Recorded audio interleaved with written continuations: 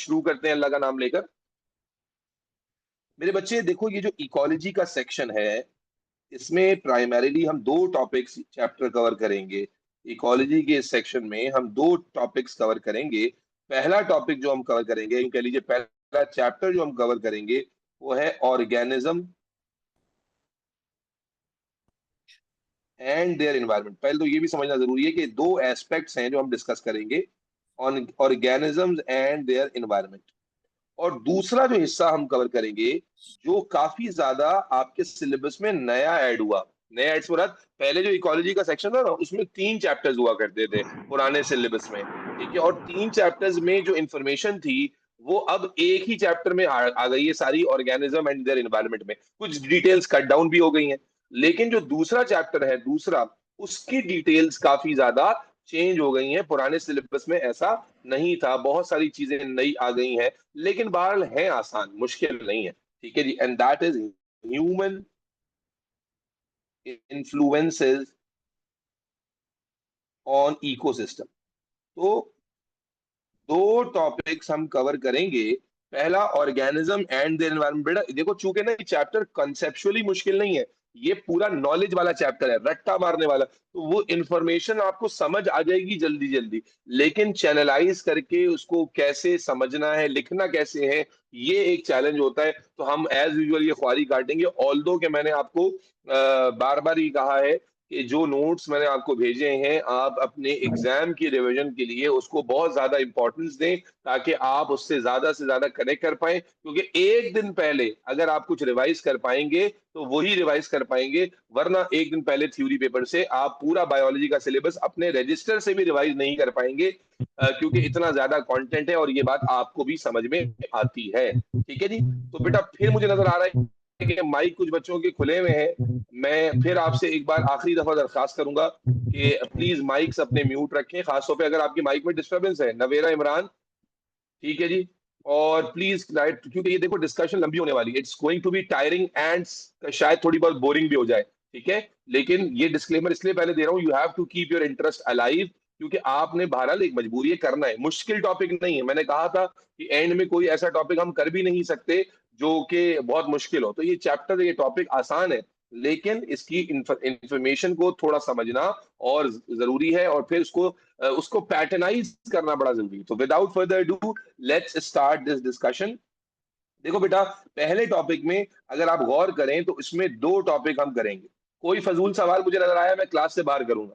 सारी बातें ग्रुप पे अनाउंस करने के बाद भी वो मैसेज आ रहा है, सर क्लास टाइम कितने बजे, सर एएम है कि पीएम है। अरे तुम लोग बच्चे क्या करते हो यार। ऑर्गेनिजम्स एंड देयर एनवायरनमेंट, ठीक है जी। तो फोकस करो इस पर, क्योंकि मैं आपको क्या कह रहा हूँ, वन गो में याद करने वाली कहानी करनी है, बस ये याद होना चाहिए। आप अभी बैठकर अगर इसके बाद कोई पास आना चाहिए, ठीक है जी। तो शुरू करते हैं मेरे बच्चे। तो मेरे बच्चे, आपको एक बात समझ आती होगी अनुशे, कि इसमें ऑर्गेनिज्म के बारे में डिस्कस होगी, एनवायरनमेंट के बारे में डिस्कशन की जाएगी। तो हम शुरू करते हैं। बेटा चैट में कोशिश करें लिखने से अवॉइड करें, ठीक है, क्योंकि मैं चैट देख ही नहीं रहा हूँ, ठीक है, इसलिए चैट में ना लिखें। और उसके बाद जब मैं रुकूंगा, फिर मैं आपकी चैट्स पढ़ूंगा, और फिर आपको अगर आंसर जो सवाल होगा आप पूछ लीजिएगा। तो मेरे बच्चे, सबसे पहले इस चैप्टर में जो कॉन्सेप्ट शुरू होता है, वो बहुत बेसिक कॉन्सेप्ट है, और आप याद रखना, इसको ज्यादा ना बायोलॉजी समझ के नहीं पढ़ना, ज्यादा इसको कॉमन सेंस समझ के पढ़ना। सबसे पहले जो कॉन्सेप्ट इसमें शुरू होता है, दैट इज एनर्जी फ्लो का कॉन्सेप्ट।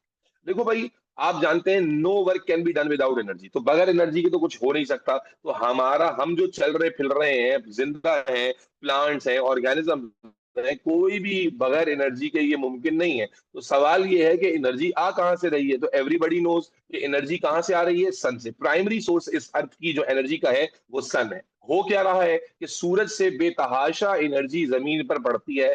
जमीन पर पड़ने एनर्जी का सबसे बड़ा हिस्सा, जो एनर्जी सन से आ रही है, उस एनर्जी का सबसे बड़ा हिस्सा क्या करता है मेरे बच्चे, वो आपके जमीन के क्रस्ट में, कोर में एब्जॉर्ब हो जाता है। उसको तो हम माइनस कर देते हैं, वो फिजिक्स में पढ़ेंगे, वो बायोलॉजी की डिस्कशन नहीं है।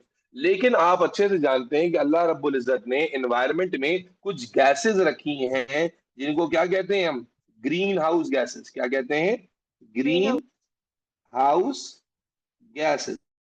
तो ये क्या करती हैं, ये करती ये हैं कि सन से जो एनर्जी आ रही है उसका एक बहुत स्मॉल पोर्शन, सन से जो एनर्जी आ रही है उसका एक बहुत स्मॉल पोर्शन ये ग्रीन हाउस गैसेस ट्रैप कर लेती हैं एटमॉस्फेयर में, ट्रैप कर लेती हैं एटमॉस्फेयर में, जिसकी वजह से अर्थ का टेम्परेचर इंसान या किसी भी जानदार के रहने के काबिल होता है, जिसकी वजह से हमारे इन्वायरमेंट में, हमारे एटमॉस्फेयर में एक certain amount of heat trap होती है और इन्वायरमेंट हमारे जिंदा रहने के काबिल बनता है।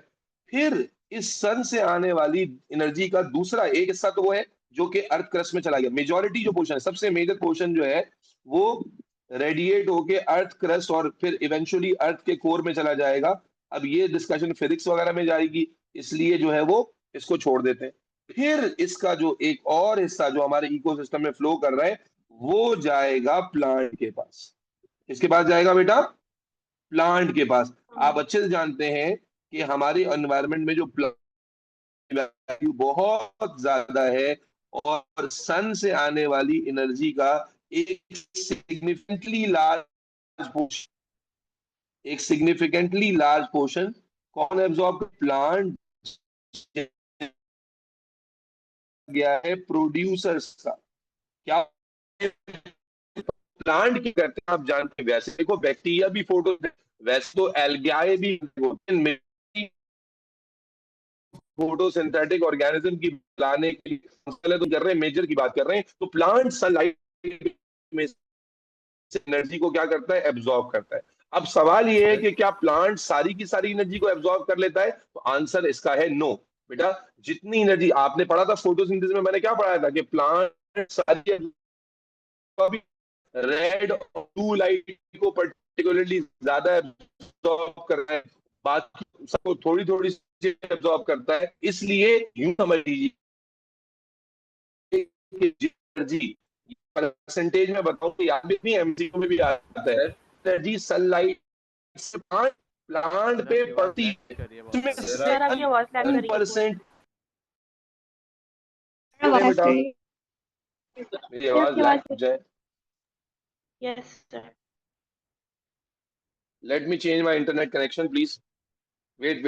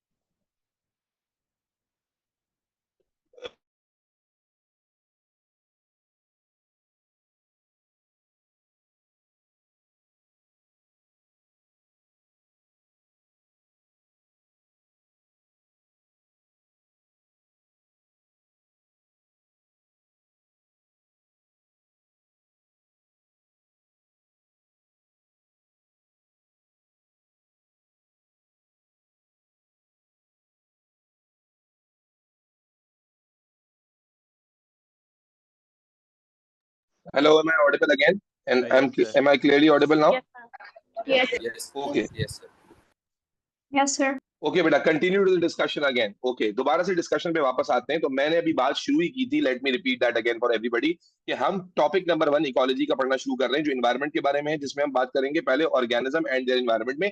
ये ज्यादा सिग्निफिकेंटली कंसेप्चुअल चैप्टर है, जिसमें थोड़ा बहुत कंसेप्ट ज्यादा इन्वॉल्व होता है कंपेयर टू इसके बाद वाले चैप्टर। इसके बाद वाले टॉपिक में कंसेप्ट और कम हो जाता है, रट्टा और बढ़ जाता है।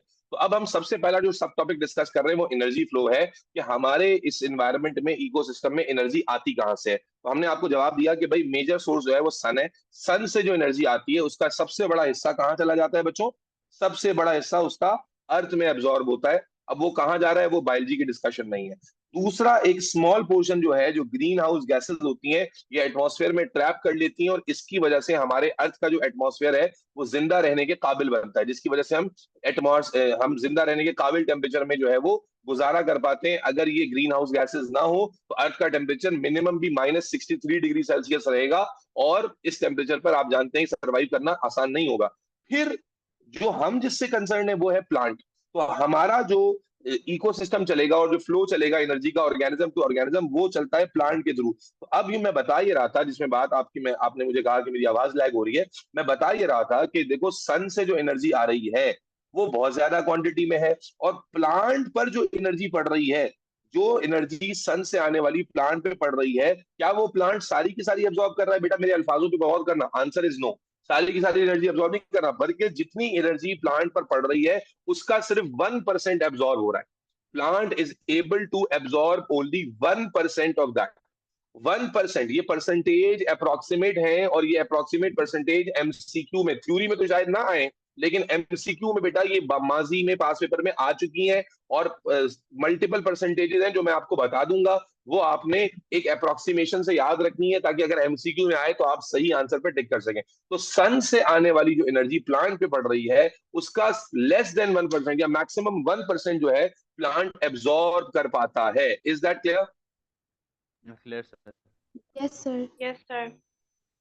ठीक है जी। अच्छा, अब मेरी बात को और गौर सुनना मेरे बच्चे। ये जो प्लांट एब्जॉर्ब करता है, ये टोटल एनर्जी प्लांट, ये जो प्लांट टोटल एनर्जी एब्जॉर्ब, ये जो प्लांट एनर्जी एब्जॉर्ब कर रहा है, टोटल क्यों नहीं कर पा रहा? क्योंकि ये बात मैंने आपको बताई थी पढ़ाते हुए पहले, जब हम प्लांट्स का चैप्टर पढ़ रहे थे, कि प्लांट हर तरह की वेवलेंथ को एब्जॉर्ब नहीं कर सकता।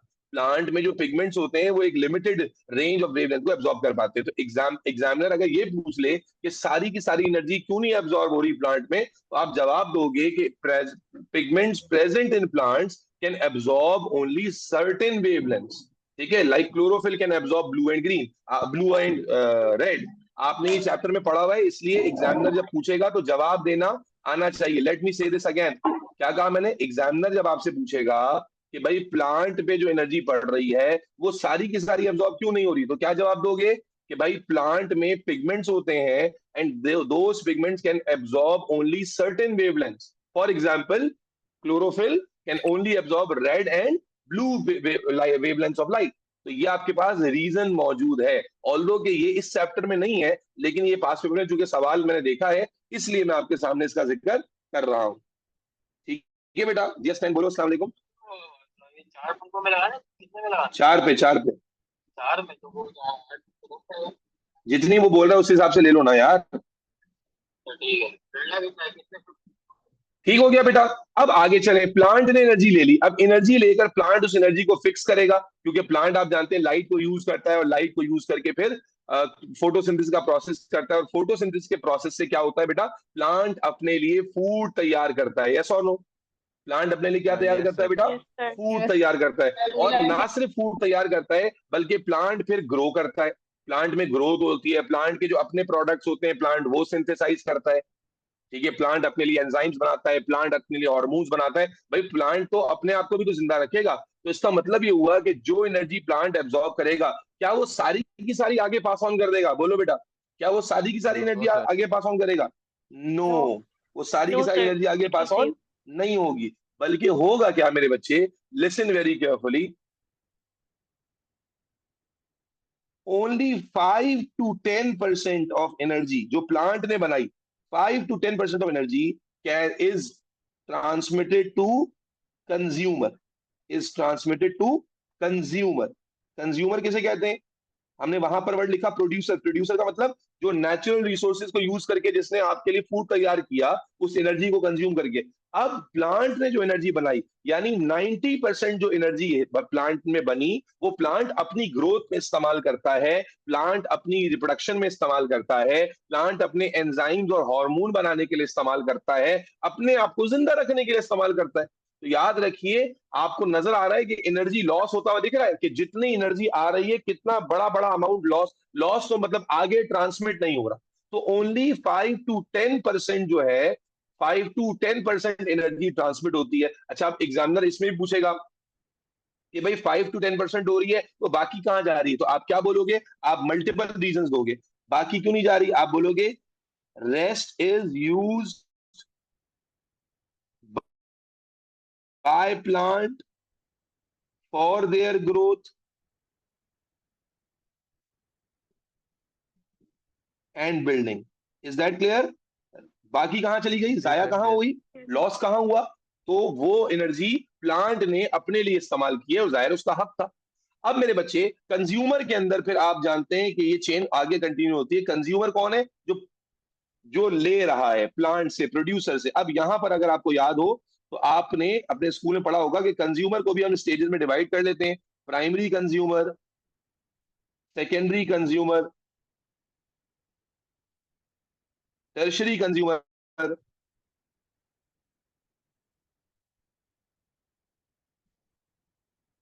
And finally quaternary consumer. ये मैंने पूरी बात आपके सामने रख दी है, अच्छे से समझिएगा अभी।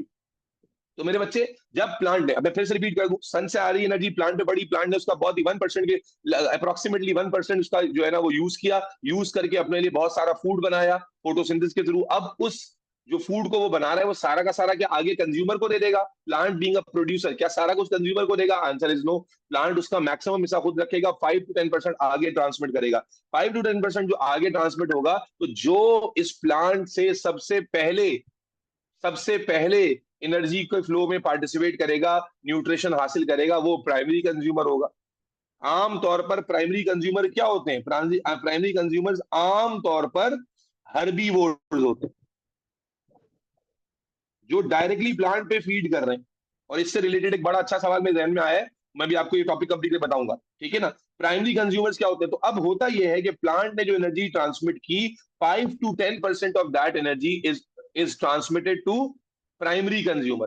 उसके बाद प्राइमरी कंज्यूमर उस न्यूट्रिशन को इस्तेमाल करेगा, उस न्यूट्रिशन को यूज करेगा, यूज करने के बाद अपनी ग्रोथ के लिए इस्तेमाल करेगा, अपनी बिल्डिंग के लिए इस्तेमाल करेगा। तो क्या लग रहा है, प्राइमरी कंज्यूमर से जब आगे एनर्जी जाएगी तो क्या पूरी चली जाएगी? अगर सारी एनर्जी वो आगे दे देगा तो खुद तो मर जाएगा। तो मेरे बच्चे, अब हम क्या देखते हैं कि 10 to 20, not 5 to 10, but 10 to 20% of energy, 10 to 20% of energy जो प्राइमरी कंज्यूमर के पास हासिल हुई, उसका 10 से 20%, देखो परसेंटेज बढ़ गई है, 10 से 20% प्राइमरी कंज्यूमर आगे पास ऑन करता है सेकेंडरी कंज्यूमर। और अब ये परसेंटेज ऐसे ही रहता है। सेकेंडरी कंज्यूमर जब आगे पास ऑन करेगा, वो कितना करेगा? वो भी 10 to 20% करेगा। और उसके बाद जब टर्शरी कंज्यूमर आगे पास ऑन करेगा, तो वो भी 10 to 20% ही करेगा। दोबारा सुनिएगा, क्या होता है मेरे बच्चे कि यहां से, लेकिन अगर आप देखें वैल्यू चेंज होती जाएगी। वैल्यू एक्चुअली, हम तो परसेंटेज में बात कर रहे हैं इसलिए हमें लग रहा है कि परसेंटेज सेम है, लेकिन अगर 100 रुपए, समझो बेटा, अगर 100 रुपए इसको मिले हैं तो ये आगे 80 रुपए देगा, ये 80 रुपए का आगे 20% देगा। तो इसका मतलब है वैल्यू तो कम होती जा रही है, यस और नो? वैल्यू कम होती जा रही है, यस और नो? परसेंटेज ऑल्दो के कंज्यूमर्स के लेवल पर हमें सेम नजर आ रही है। आसान है, मुश्किल नहीं है। कंज्यूमर के लेवल पर जो एनर्जी फ्लो है वो अप्रोक्सीमेटली सेम चलता है, although value continue to reduce. जो वैल्यू ऑफ एनर्जी फ्लो है, अगर शुरू आपने 1000 रुपए से किया था, तो 1000 रुपए थोड़ी आगे ट्रांसमिट हो रहे हैं, 1000 का 5% गया। फिर अगर 800 बना या 900 बना, तो फिर वो 900 का 100 रुपए बना, तो 100 रुपए का फिर 20% गया, 80 रुपए बच गए। 80 रुपए का फिर आगे 20% गया, तो value is continue to reduce. तो ये एनर्जी फ्लो है। अच्छा, प्राइमरी कंज्यूमर कौन है? जिसने डायरेक्टली प्लांट पे फीड किया। सेकेंडरी कंज्यूमर कौन है? जिसने प्राइमरी कंज्यूमर पे फीड किया है भाई, सेकेंडरी कंज्यूमर हो गया। टर्शरी कंज्यूमर कौन है? जो कि सेकेंडरी कंज्यूमर पे फीड करेगा। और फाइनली क्वार्टरनरी कंज्यूमर है। बेटा याद रखो, क्वार्टरनरी कंज्यूमर जो होते हैं ना, वो डीकंपोजर्स होते हैं। आखिरी कंज्यूमर जो होता है वो डीकंपोजर कौन होते हैं? Usually bacteria and fungi. तो याद रखें, क्वार्टरनरी कंज्यूमर, आखिरी कंजम्पशन करने वाले, जो डेड ऑर्गेनिक मैटर पे फीड करते हैं, डीकंपोज कर देते हैं और उसे दोबारा से जमीन का हिस्सा बना देते हैं, ये क्वार्टरनरी कंज्यूमर होते हैं। अच्छा, अब जरूरी नहीं है कि हर एनर्जी फ्लो में सारा पाथ हो। फॉर एग्जाम्पल, चले मैं एक एनर्जी फ्लो क्रिएट करता हूं। एनर्जी फ्लो मैंने क्या क्रिएट किया कि भाई एक प्लांट है, उस पर फीड किया, मान लीजिए चिकन ने, ठीक है, या एक बकरी ने फीड किया, और बकरी को आपने खा लिया। जब बकरी को आपने खा लिया, बच्चा समझना, ये टर्म्स को कंफ्यूज नहीं करना। ये देखो, कंज्यूमर की जो टर्म्स है ना, उसमें मैंने देखा बच्चे बड़े कंफ्यूज जाते हैं, रट्टा मारने की कोशिश करते हैं। रट्टा मारने की जरूरत ही नहीं है। एग्जाम में फ्लो चार्ट बना आएगा, आपको उसको सही तरीके से लिंक करना आना चाहिए। मैं एग्जाम्पल आपको अपनी एग्जाम्पल देता हूँ कि आपने फॉर एग्जाम्पल एक बकरी पाली, बकरी ने प्लांट खाया, ठीक है, बकरी क्या हो गई? प्राइमरी कंज्यूमर हो गई, यस और no? The goat is primary consumer in this case, yes और no? Yes, sir. Yes sir. Yes, sir. Yes, yes, sir. अच्छा, Yes, ठीक है। sir. और गोट को Yes, आप खा sir. गए, गोट को आप खा गए, तो गोट को जैसे ही आपने खाया तो आप क्या हो गए? सेकेंडरी कंज्यूमर हो गए, यस और no? Yes sir. Yes, sir. Yes, sir. ठीक है। तो ये बात समझ लो कि हर एनर्जी फ्लो पैटर्न में जरूरी नहीं कि सारे कंज्यूमर पूरे हो रहे हो। यानी इस फूड चेन, इस अगर एनर्जी फ्लो की बात करेंगे तो ये सेकेंडरी कंज्यूमर पे हुआ, और फिर जब आप मरे तो आप पर डीकंपोजर्स ने फीड कर लिया, आप मरे तो आप पे डीकंपोजर्स ने फीड कर लिया। लेकिन अगर मैं इसी एनर्जी फ्लो को थोड़ा लंबा कर दूं, मैं कहता हूं कि भाई इमेजिन करें कि जनाब ये प्लांट था, प्लांट को खाया फॉर एग्जाम्पल अल्लाह आपका भला करे ग्रास हॉपर ने, चलो प्लांट को खाया ग्रास हॉपर ने, तो ग्रास हॉपर क्या हो गया आपका, ग्रास हॉपर क्या हो गया आपका, प्राइमरी कंज्यूमर, प्राइमरी ठीक हो कंज्यूमर। गया। फॉर एग्जाम्पल ग्रास हॉपर को खा लिया किसी बर्ड ने खा लिया। अब जब बर्ड ने खा लिया तो बर्ड क्या हो गया, सेकेंडरी कंज्यूमर। फिर बर्ड को आपने खा लिया, या किसी जानवर ने खा लिया, शेर चीते ने खा लिया, फॉक्स ने खा लिया, तो वो क्या हो गया, टर्शरी कंज्यूमर। और उसके बाद फिर जब वो मरेगा तो उसको बैक्टीरिया और फंजाई खा लेंगे, ये हो गया क्वाटरनरी कंज्यूमर। तो याद रखें ये जो हमने फ्लो चेन क्रिएट की है, ये फ्लो चेन क्रिएट करना कोई मुश्किल काम नहीं है, और ये फिक्स नहीं होती। एक इंसान की हैसियत हमेशा टर्शरी कंज्यूमर में होगी जरूरी नहीं है, डिपेंड करेगा कि किस फूड चेन की बात कर रहे हैं। समझ आ रही है बात? तो आपको इंडिविजुअली फूड एनर्जी फ्लो का जब सिस्टम दिया जाएगा तो उसमें आपको ये पता होना चाहिए कि प्राइमरी कंज्यूमर कौन है जो प्लांट पे फीड करता है, सेकेंडरी कंज्यूमर कौन है जो प्राइमरी कंज्यूमर पे फीड करता है, टर्शरी कंज्यूमर कौन है जो सेकेंडरी कंज्यूमर पे फीड करता है, और फाइनली क्वार्टरनरी कंज्यूमर कौन है जो डीकंपोजर पे फीड करता जो टर्शरी कंज्यूमर पे फीड करता है। Is that clear everybody? Yes sir, clear sir, लेकिन Yes, इतना sir. और इनएफिशिएंट नहीं हो जाएगा? एक मिनट रुक Yes, जाओ, sir. एक मिनट रुक जाओ बेटा, एक minute, let me complete first. और क्या ये एनर्जी फ्लो में जो वैल्यू है अयाज, ये सेम रह रही है या कम होती चली जा रही है? इज इट सेम और डिक्रीजिंग? वो देखो डिक्रीजिंग बेटा, डिक्रीजिंग आया, सेम कहाँ रह रही है? अभी मैंने बताया कि परसेंटेज देखने में सेम नजर आ रही है, लेकिन वैल्यू मैंने समझाई कि अगर यहां से यहां 100 रुपए आए हैं तो 100 का 20% यहां गया है, 100 का 20% कितना होता है, 20। अब यहां से जब आगे मजीद 20% गया तो वो 100 का थोड़ी है, वो 20 का 20% है, तो 20 का 20% कितना होगा, जाहिर है कम वैल्यू होगी। फिर उससे आगे उससे भी कम वैल्यू होगी, तो जो एनर्जी का फ्लो हो रहा है वो कंटिन्यू टू डिक्रीज। एनर्जी यहां से यहां आई, मैक्सिमम आ गई, फिर यहां से सिर्फ 5 to 10% गया, फिर यहां से और कम गया, यहां से वैल्यू और कम हो गई, यहां से वैल्यू और कम हो गई, ठीक हो गया। तो इसीलिए मेरे बच्चे जल्दी से अगर मैं इस एनर्जी फ्लो का पिरामिड बना दूं तुम्हारे सामने, इस एनर्जी फ्लो का पिरामिड, ये पिरामिड बच्चों को कंफ्यूज करते हैं, एमसीक्यू में बनाने के लिए बने हुए आते हैं, आइडेंटिफाई करना होता है। तो अगर मैं एनर्जी फ्लो का तुम्हारे सामने एक डायग्राम क्रिएट करूं तो मेरे ख्याल है तुम समझ पाओगे। Let me do it quickly.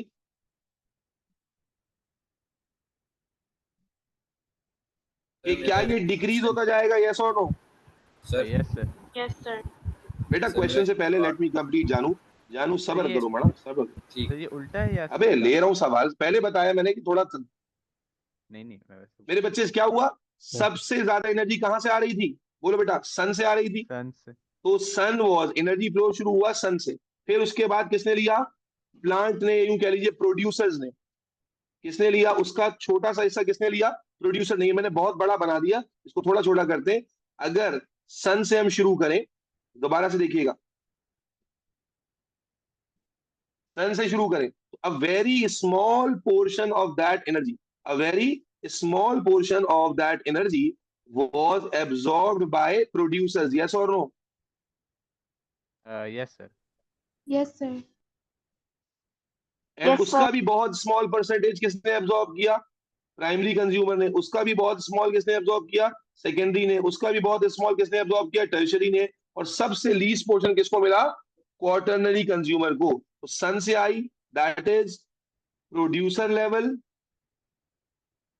Then primary consumer, secondary consumer, tertiary consumer and quaternary consumer. इसे कहते हैं पिरामिड ऑफ एनर्जी फ्लो, इसे कहते हैं पिरामिड ऑफ एनर्जी फ्लो, जो डिक्रीजिंग होता है। Is that clear?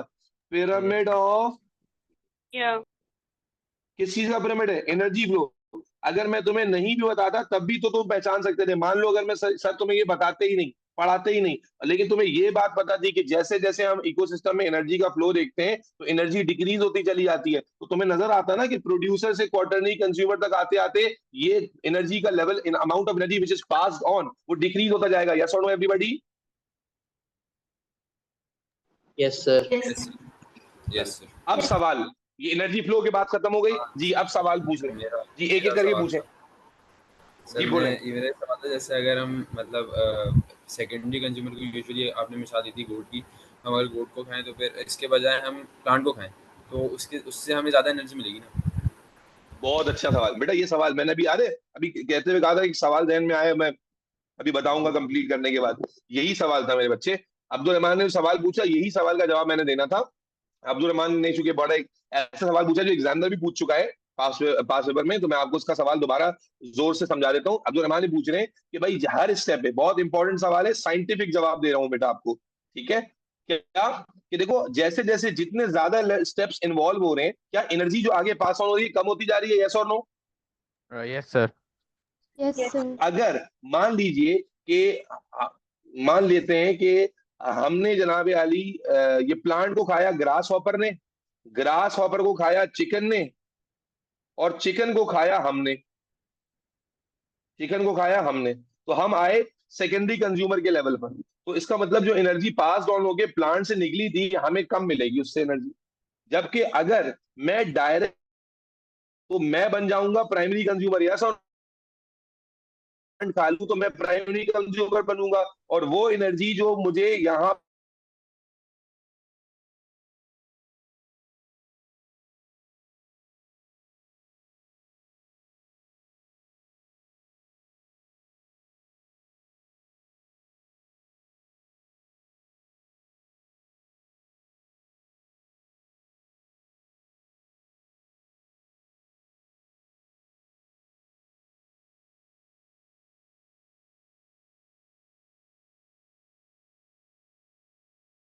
मेरी स्क्रीन, ठीक है? तो ये सवाल एग्जामिनर पूछता है, मैं इसका जवाब लिखवा भी देता हूँ, ठीक है जी? और क्या ये बात सेंस बनाती है या नहीं बनाती बेटा? क्या ये बात सेंस बना रही है सबके लिए? Yes, sir. Yes, sir. चल, तो इसको जवाब भी लिखवा देता हूँ बेटा। वाई, और इसलिए मुझे बताइए कि अगर बहुत बड़ी चेन होगी, बहुत बड़ी चेन होगी, जितनी बड़ी चेन होगी एनर्जी पास ऑन उतनी ही कम होगी। सवाल लिखें, वाई ईटिंग प्लांट्स, ये सवाल एग्जाम में आ चुका है डायरेक्टली। अयास समझना क्या है, why eating plants directly is more energy efficient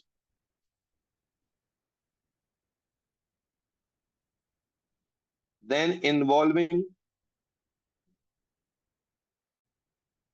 multiple consumer level. सवाल क्या है कि अगर हम डायरेक्ट प्लांट खा लें तो वो ज्यादा एनर्जी एफिशिएंट क्यों है? तो आप क्या जवाब दोगे अयाज? कि जब हमारे पास मल्टी प्लांट और हमारे दरमियान मल्टीपल कंज्यूमर लेवल्स होते हैं, तो हर लेवल पर अभी आपने डिस्कस किया कि एनर्जी लॉस होती चली जाती है और हम तक जो एनर्जी पहुंचेगी वो कम होगी। लेकिन अगर मैं डायरेक्टली प्लांट ही खा लूं तो वो एनर्जी डायरेक्टली जो दरमियान में मल्टीपल स्टेप्स इन्वॉल्व होने से लॉस होनी थी, वो डायरेक्टली मैं बच जाएगी और मुझे मिल जाएगी। क्लियर है? और यही एक रीजन है जिसकी वजह से आज दुनिया में बहुत ज्यादा बड़ा हिस्सा वेजिटेरियन होता चला जा रहा है। वो कहते हैं ना वेजिटेरियन डाइट हेल्दी है, वो उसका इकोसिस्टम वाला भी एक Vegan. एस्पेक्ट है कि हमारा ये वीगन जो होते जा रहे हैं कि वो इकोसिस्टम हमारा हेल्दी होगा, एनर्जी लॉसेस कम होंगे। ठीक है, वो अब उसमें, अब इस बहस में मैं पढ़ना नहीं चाह रहा, लेकिन बहरहाल उनका भी नजरिया यही है कि इन्वायरमेंट फ्रेंडली है ये। ठीक है जी, चलें जो जवाब क्या लिखेंगे? As, okay, when multiple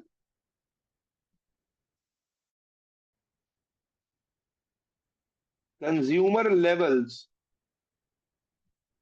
are involved,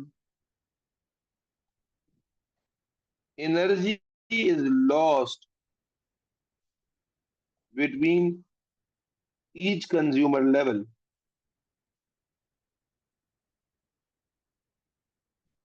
If we eat plants directly, all that loss of energy can be prevented,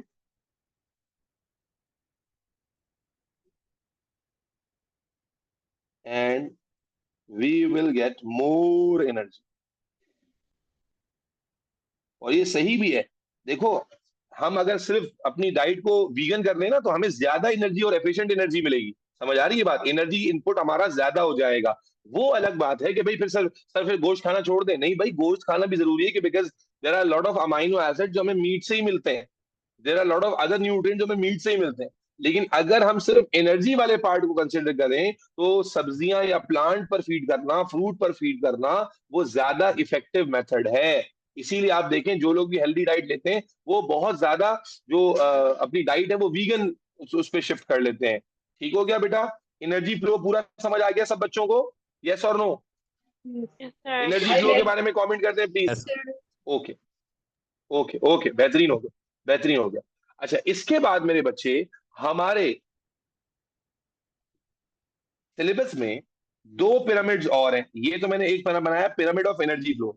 इसके बाद हमारे दो पिरामिड्स और हैं, ये भी एमसीक्यू में भी आते हैं, थ्योरी में भी आते हैं। एक कहलाता है पिरामिड ऑफ नंबर्स। याद रखो, कंफ्यूजन, मैंने कहा बायोलॉजी समझ के मत पढ़ो, कॉमन साइंस समझ के पढ़ो। और एक है pyramid of biomass. Pyramid of number और पिरामिड ऑफ बायोमास। अच्छा, ये क्या चीज के लिए हम बनाते हैं, तो ये भी समझा दे। ये हम बनाते हैं कंज्यूमर्स के लिए। Pyramids to represent consumer level. अच्छा, अब ये एग्जाम में कैसे आएगा ये भी समझा दूं मैं आपको।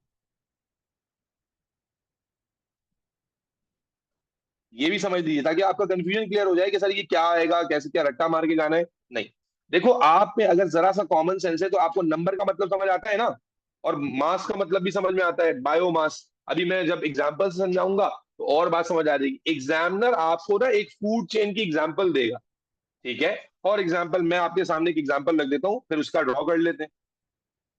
अल्लाह आपका भला करे। हमारे पास है ओक ट्री, ठीक है जी। हमारे पास है कैटरपिलर जो ओक ट्री पे फीड कर रहा है, ठीक है।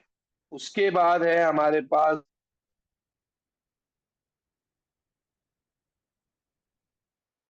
पिजन बर्ड, और उसके बाद हमारे पास है लार्ज फूल, ठीक है जी। इस तरह से कोई एग्जाम्पल आपके सामने रखेगा। अब एग्जामिनर आपको कहेगा कि भाई इसका पिरामिड ऑफ बायोमास या पिरामिड ऑफ नंबर क्या हो सकता है, ठीक है। तो याद रखें जो हम ड्रॉ करने जा रहे हैं वो एक सिंपल यही टेबल बाय टेबल डायग्राम है, पिरामिड की शेप की डायग्राम है। और इस डायग्राम में हमने नंबर या मास को शो करना है। बहुत सारे बच्चों को लगता है दोनों एक दूसरे के ऑपोजिट है, बहुत सारे को लगता है सेम है। बेटा मैं आपको वाजे बता दूं, ना ये सेम होते हैं ना ऑपोजिट होते हैं, डिपेंड करता है एग्जाम्पल पे। एग्जाम्पल टू एग्जाम्पल ये वेरी करते हैं। फॉर एग्जाम्पल अगर हम नंबर वाइज चले, मुझे बताना मेरे बच्चे, तो अगर मैं नंबर वाइज चलूं तो ओक ट्री का नंबर बताना मेरे बच्चे। ओक ट्री का नंबर और कैटरपिलर के नंबर में किसका नंबर ज्यादा होगा? कैटरपिलर का। ठीक है। जी, अब ये देखो यहाँ डिफरेंसेस नहीं आने चाहिए। ओक ट्री एक, अच्छा आप ये पूरी दुनिया के ओक ट्रीज काउंट मत करने लग जाओ, ठीक है। एक ओक ट्री पर क्या बहुत सारे कैटरपिलर्स फीड कर सकते हैं, यस और नो? Yes sir. यस। एक ओक ट्री पर, इसका मतलब क्या हुआ? इसका मतलब ये हुआ कि अगर हमारे पास नंबर में चले तो ओक ट्री अगर मैं इस बार से रिप्रेजेंट कर रहा हूं तो इस पर फीड करने वाले जो कैटरपिलर होंगे उसका नंबर इससे भी ज्यादा हो सकता है, यस और no? Yes sir. Yes, sir. ठीक है जी। तो ये बार उससे बड़ा बन गया। अगर ये ओक ट्री को रिप्रेजेंट कर रहे हैं, मैं लेबल एक साथ कर दूंगा बाद में, चलो अभी कर देते हैं बल्कि। अगर ये ओक ट्री को रिप्रेजेंट कर रहा है तो ये कैटरपिलर को रिप्रेजेंट कर देगा, ठीक है जी। अच्छा जी, अब आ जाए कैटरपिलर पर। तो कैटरपिलर पर फीड कर रहा था पिजन बर्ड। क्या ख्याल है आपका कि पिजन बर्ड का नंबर कैसा होगा कंपेयर टू होगा। कैटरपिलर? ज्यादा होगा या कम होगा? कम होगा। कम कम होगा सर। अब आपने कैटरपिलर से कंपेयर करना है, ओक ट्री से नहीं। कैटरपिलर से आपका बाग छोटा होना चाहिए। अच्छा, और उसके ऊपर लार्ज आउल फीड कर रहा था। लार्ज आउल का नंबर क्या होगा? क्या कम उससे होगा। भी कम होगा, यस और नो? Yes sir. Yes, तो sir. आपके पास ये डायग्राम इस तरह का बनेगा। मैंने बच्चों को बेतहाशा कंफ्यूज होते हुए देखा है, क्योंकि गधों को पता ही नहीं है, सेंस नहीं है। पिजन बर्ड आ गया और ये आ गया आपके पास आउल। तो अब ये इस पर्टिकुलर केस में ये बन गया पिरामिड ऑफ नंबर, ये बन गया पिरामिड ऑफ नंबर। लेकिन अगर मैं इसी का पिरामिड ऑफ बायोमास बनाता, बायोमास का मतलब क्या होता है? बायोमास का मतलब होता है कि जो ऑर्गेनिज्म उसमें लिखा हुआ है उसका मास, उस एक इंडिविजुअल का मास, उस एक इंडिविजुअल का मास, ये बनता पिरामिड ऑफ बायोमास। जैसे इंसान का मास आपको पता है ना, हजारों या 100 कैटरपिलर से कई गुना ज्यादा होगा इंसान का मास, यस और नो? जी Yes, सर, sir. ऐसे ही। ठीक है। Yeah. अगर मैं इसी चीज को मेरे बच्चे बायोमास की टर्म में बनाऊं, तो बायोमास की टर्म में क्या आप ये कह सकते हैं कि ओक ट्री का मास सबसे ज्यादा होगा, यस और no? Yes sir. Yeah. Yes, sir. अगर ओक ट्री बना रहे हैं तो ओक ट्री का जो मास होगा वो सबसे ज्यादा होगा। अच्छा, उसके बाद कैटरपिलर का जो मास होगा, व्हाट अबाउट दैट? कैटरपिलर का जो मास होगा तो कम वो होगा। बहुत ही थोड़ा होगा, यस और नो? Yeah. यस और नो बेटा? अच्छा, what about pigeon bird? What about pigeon bird? थोड़ा ज्यादा होगा कैटरपिलर से। कैटरपिलर से ज्यादा होगा ना, यस और नो? Yes sir. अब जब आप इस पर बनाओगे तो Yes. इससे बड़ा बार बना दोगे। और what about then large owl? Large owl का मास कैसा होगा? क्या वो इससे बड़ा होगा पिजन बर्ड से? Yes, sir. पिजन बर्ड से बड़ा, लेकिन ट्री से छोटा। ट्री से छोटा होगा। तो मेरे बच्चे that totally depends upon example to example. Oak tree आ गया, ये कैटरपिलर आ गया, एक मिनट रुक जाओ बेटा, ये पिजन बर्ड आ गया और ये आउल आ गया। Is that clear? जी बेटा बोलो। Yes sir. Yes. Oh. कोई सवाल आ रहा है, बोलो। सर ये अच्छा, मेरा सर मुझे सवाल नहीं है समझ कि नहीं आई। मैं सर बताता हूँ जी, अब्दुल रहमान बोलो। मेरा सवाल है कि जो बायोमास था वो वेस्ट होता है ना बेसिकली। ड्राई बायोमास मास, ड्राई मास, ड्राई मास होता है, ड्राई मास ड्राई मास से मतलब बॉडी मास। अच्छा अच्छा ठीक है। पानी हटा के बॉडी का, तुम्हारे सॉलिड बॉडी का मास। अगर मैं तुमसे सही। पूछूं एक इंसान का बायोमास ज्यादा होता है या एक आउल का, क्या जवाब दोगे? इंसान का। तो इंसान, अगर आउल और इंसान को साथ साथ प्लेस करोगे तो आउल का बार छोटा बनेगा और इंसान का बड़ा बनेगा। समझ लिया। ठीक है समझ लिया। जी। एक बच्ची की भी आवाज आ रही थी, कोई बच्ची भी वो सवाल पूछ रही थी, पूछे। सर मैं ये कह रही थी कि ये आपने बायोमास का क्या किया, मुझे समझ नहीं आ रही। पहले ऑल, फिर पिजन आया है, फिर कैटरपिलर, क्या मतलब इसका? बेटा आप मासेस को कंपेयर करें ना, ओक ट्री से शुरू किया था मैंने। ओक बेटा मैंने यही शुरू में आज बताया कि इनकी कोई सीक्वेंस नहीं होती, ये एग्जाम्पल टू एग्जाम्पल वेरी करते हैं और बच्चे इसे सीक्वेंस में याद करने की कोशिश करते हैं, इसलिए गलती करते हैं। समझ आई? ये एग्जाम्पल जो एग्जामिनर तुम्हें देगा, उस एग्जाम्पल पर कौन सी चीज, हाँ कंसेप्ट पता होना चाहिए कि एक को हमने नंबर के हिसाब से बनाया और एक को हमने जनाबे अली बनाया मास के हिसाब से। हाँ, इस तरह के सवाल भी मरियम आए हुए हैं कि जिसमें आपको बायोमास दिया हुआ है एक्स वाई जी स्पीशी का और उसके ऊपर आपने ड्रॉ करना है, तो आप कर लेंगे। आपको पता होना चाहिए कि भाई एक है इंडिविजुअल मास के ऊपर और एक है नंबर के ऊपर। ठीक है, तो अनुशे हमने किस तरह बनाया कि ओक ट्री का जो मास होता है वो बहुत ज्यादा होगा ना, ट्री है तो बहुत ज्यादा मास होगा उसका, तो हमने उसका बार बड़ा बनाया। कैटरपिलर का मास बहुत थोड़ा होता है इसके अंदर, तो उसका उसका जो बार है बहुत छोटा बना दिया। पिजन का जो मास है वो उससे बड़ा होता है बायोमास, तो इसलिए उसका जो बार है वो हमने कैटरपिलर से बड़ा बना दिया। आउल जो है वो पिजन से बड़ा होता है तो उसका बार पिजन से बड़ा बना दिया। Is that clear? Manahil, Abdul Rahman, Yes, everybody sir. Else in the class, Abdul Wali, Anusha, Yeah. Eshal, Khadija, yes sir, Manuthi. Clear. मैं याद रख लें, ये बात वाजे तौर पर कह रहा हूं कि नॉर्मली बच्चे इसलिए कंफ्यूज होते हैं कि वो रट्टा लगा लेते हैं, क्योंकि वो क्या कहते हैं, वो कहते हैं या तो शायद वो बढ़ता हुआ जाएगा। असल में वो क्या करते हैं, वो करते ही हैं कि उनके दिमाग में ये वाला डायग्राम होता है एनर्जी फ्लो का। एनर्जी फ्लो जो है आप जानते हैं वो आहिस्ता सा कम होता चला जाता है, ठीक है ना। लेकिन ये जो पिरामिड ऑफ नंबर है या पिरामिड ऑफ बायोमास है, ये डिपेंड करता है कि आप किस एग्जाम्पल की बात कर रहे हैं। खैर चले बेटा, इसके बाद आ जाता है मेरे बच्चे, जल्दी से डिस्कस कर लेते हैं फूड चेन और फूड वेब। इनकी डेफिनेशन भी आ जाती है। फूड चेन और फूड वेब की डेफिनेशन। जी फूड चेन, ये तो आसान सा कॉन्सेप्ट है, बता सकते हैं फूड चेन क्या होती है, फूड वेब क्या होती है? सर ये फूड जी बेटा। चेन सर वो बेसिकली इलस्ट्रेट्स कौन सा ऑर्गेनिज्म किस पे फीड कर रहा है, प्रेडेटर और प्रे वगैरह फूड चेन में। जी और कोई बेहतर तरीके से बताना चाहेगा? One direction feeding relationship between organisms.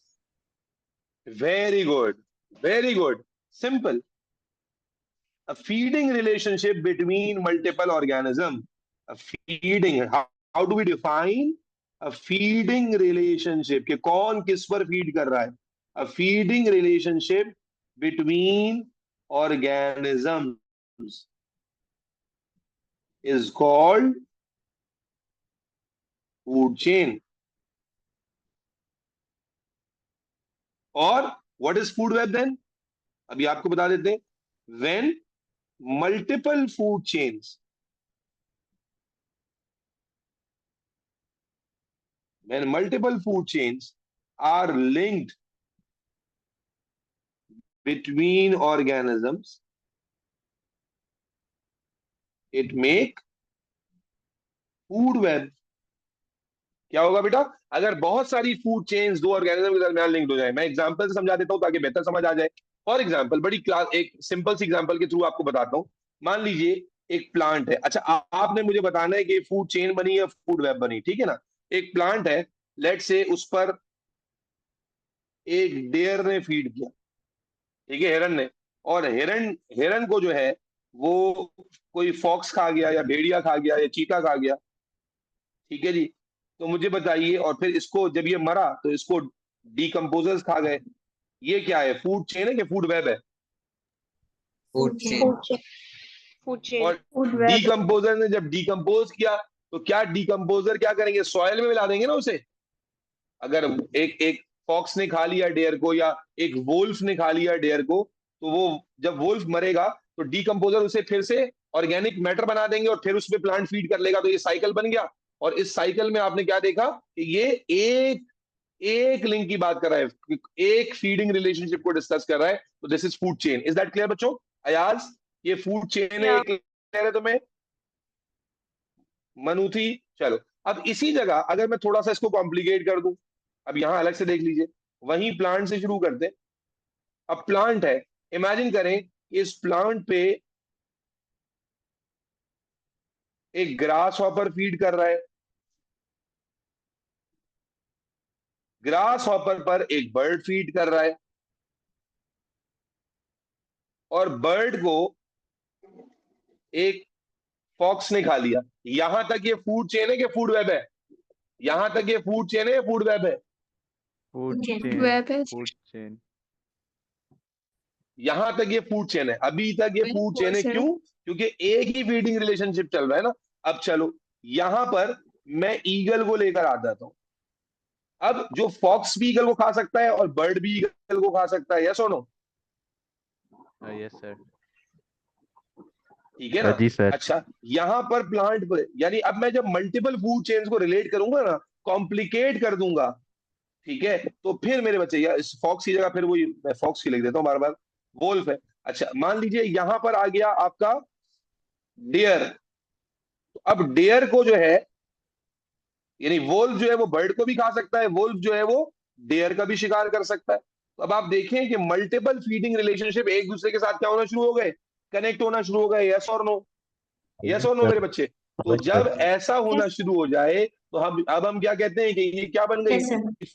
Food web बन गई। यानी जब मल्टीपल फूड चेन्स मर्ज हो जाएं मेरे बच्चे, तो हम कहते हैं they constitute food web. Is that clear बच्चों? No sir. Yes. सर मेरा एक सवाल है। नू जी बेटा बोले। सर ये डिकम्पोजर्स प्लांट्स को कैसे मतलब प्लांट्स डिकम्पोजर्स को कैसे खाते हैं या समथिंग? प्लांट डीकम्पोजर को कैसे खाते? प्लांट डीकम्पोजर को नहीं खाते मेरे बच्चे। डीकम्पोजर जब किसी ऑर्गेनिक मैटर को डीकम्पोज करता है तो डीकम्पोज करके वो सॉइल का हिस्सा बन गया ना, और उस सॉइल में से न्यूट्रिशन प्लांट ले लेता है। अच्छा भाई तुम मरोगे तो वो कीड़े मकोड़े तुम्हें खा के मट्टी में मिला देंगे ना, और फिर तुम्हारी कब्र से एक जंगली पौधा निकल आएगा, यस और नो? ऐसे ही है। क्लियर है बेटा? तो बेटा अब Yes, तक sir. हमने क्या सर डिस्कस किया बच्चों, रिवाइज कर लेता हूँ। एक मिनट रुक जाओ बेटा।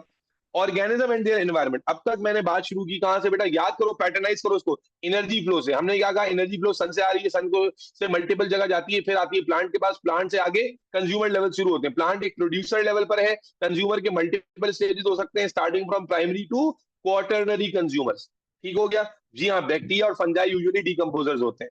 ठीक है, हर स्टेप पर अयाज, इस्माइल, अब्दुल बासित, एनर्जी क्या होती है, लॉस। तो जितने ज्यादा स्टेप दरमियान में आएंगे, एनर्जी उतनी ज्यादा लूज होती चली जाएगी। इसीलिए जब हमने एनर्जी फ्लो का पिरामिड बनाया तो हमने देखा एनर्जी का जो पिरामिड है वो ग्रेजुअली छोटा होता चला जाता है, बिकॉज एनर्जी लॉस हो रही होती है। यस और नो? Yes sir. नहीं आयाज, ग्रीन हाउस गैसेस के बारे में नहीं बताऊंगा मैं। क्यों बताओ दोबारा? फिर यही बात मैंने पूछने पर जवाब भी दिया कि ईटिंग प्लांट अगर अगर हम दरमियान के जो कंज्यूमर लेवल है उसको कट डाउन कर दें और डायरेक्ट प्लांट को खा लें तो क्या ये ज्यादा एनर्जी एफिशिएंट होगा? तो मैंने आपको जवाब दिया, यस, ये ज्यादा एनर्जी एफिशिएंट होगा। भाई अयाज साहब, एक तो आपका साबुन बड़ा स्लो है। मैंने बताया था कि सन से जो एनर्जी आ रही है वो कहाँ कहाँ जाती है, तो मेजोरिटी तो अर्थ में एब्जॉर्ब हो जाती है, एक स्मॉल अमाउंट हमारे एटमॉस्फेयर में ट्रैप होती है। कौन ट्रैप करता है? केमिस्ट्री तुम्हें मुझसे ज्यादा आती है यार। Green house gases, carbon dioxide, methane, these gases trap some amount of energy in the atmosphere, जिसकी वजह से अर्थ का जो टेम्परेचर है वो रहने के काबिल बनता है। एंड देन एक अमाउंट ऑफ एनर्जी प्लांट को मिलती है और प्लांट उसमें से 1% लेकर फिर आगे पूरी चेन शुरू करता है। ये बताया था गलती से ग्रीन हाउस गैसेस के बारे में। जी बेटा, उसके बाद फिर हमने क्या कहा, फिर पिरामिड है, कुछ pyramid of number, pyramid of biomass है। ये डिपेंड करता है कि आपको एग्जामिनर ने कैसा फीडिंग रिलेशनशिप दिया है और उसमें ऑर्गेनिज्म का नंबर क्या है और ऑर्गेनिज्म की उसमें जनाबे अली इंडिविजुअल बॉडी मास कितना है। फिर फूड चेन और फूड वेब में फर्क करना समझने कि जब एक फीडिंग रिलेशनशिप मोनो डायरेक्शनल चल रहा होता है, एक डायरेक्शन में चल रहा होता है, तो वो फूड चेन कहलाता है। लेकिन जब उसमें मल्टीपल फूड चेन्स कनेक्ट हो जाती हैं, मल्टीपल ऑर्गेनिजम्स कनेक्ट हो जाते हैं, क्रिस क्रॉस फीडिंग रिलेशनशिप्स आ जाते हैं, तो फिर it is called food web. यहां तक सबको क्लियर है? किसी को यहां तक कोई सवाल है तो अभी पूछो, मैं आगे बढ़ रहा हूँ, आगे बढ़ रहा हूँ। सर जी बेटा। सर पिरामिड ऑफ बस यही पार्ट। पिरामिड ऑफ नंबर कैसे मतलब होगा, दोबारा बताइएगा। बेटा पिरामिड ऑफ नंबर होता है कि उस ऑर्गेनिज्म का जो एक इकोलॉजिकल नंबर है वो कितना है, ज्यादा है, कम है। अब जाहिर है कीड़े मकोड़े तो बहुत ज्यादा होते हैं ना तादाद में, ऐसा हो नो? कीड़े मकोड़ों की जो तादाद होती है वो ज्यादा यस होती है। सर। अब जैसे यहाँ पर हम बात ओके। कर रहे थे ओक ट्री का, तो ओक ट्री का नंबर भी अच्छा खासा होगा, ओक ट्री का नंबर भी अच्छा खासा होगा, बट कैटरपिलर का नंबर उससे ज्यादा होगा उस पर फीड करने वाले। ठीक है जी? फिर कैटरपिलर के नंबर के मुकाबले में जो पिजन्स उस पर फीड कर रहे हैं उनका नंबर कम होगा, और आउल जो उस पर फीड कर रहे हैं उसका नंबर और कम होगा। तो ये इंडिविजुअल नंबर पर रिलाई करता है कि उस ऑर्गेनिज्म का उस इकोसिस्टम में क्या नंबर एग्जिस्ट करता है। ठीक है? Okay sir, okay sir, thank you. चलो जी बेटा। सर किसी गर्ल की आवाज आ रही थी, बोलो बेटा। सर मुझे ना फूड चेन की समझ आई ना फूड वेब की। कौन है ये? अनुषे तो नहीं है ये? जी मैं हूँ। अनुषे, देखा मैं समझ गया बस था यही ना। चैप्टर का समझ अनुषे था। क्या, अनुषे क्या कंफ्यूजन हो रही है ये बताओ, क्या समझ नहीं आ रहा वो बताओ ना। क्या कौन सा पार्ट तुम्हें अटक रहा है, फूड क्या ऐसा लग रहा है कि जो, हाँ जी बोलते हैं, बताएं। बस यही चैप्टर है। फूड चेन और फूड वेब की समझ नहीं आ रही मुझे। मेरे बच्चे, फूड चेन नाम है एक फीडिंग रिलेशनशिप का।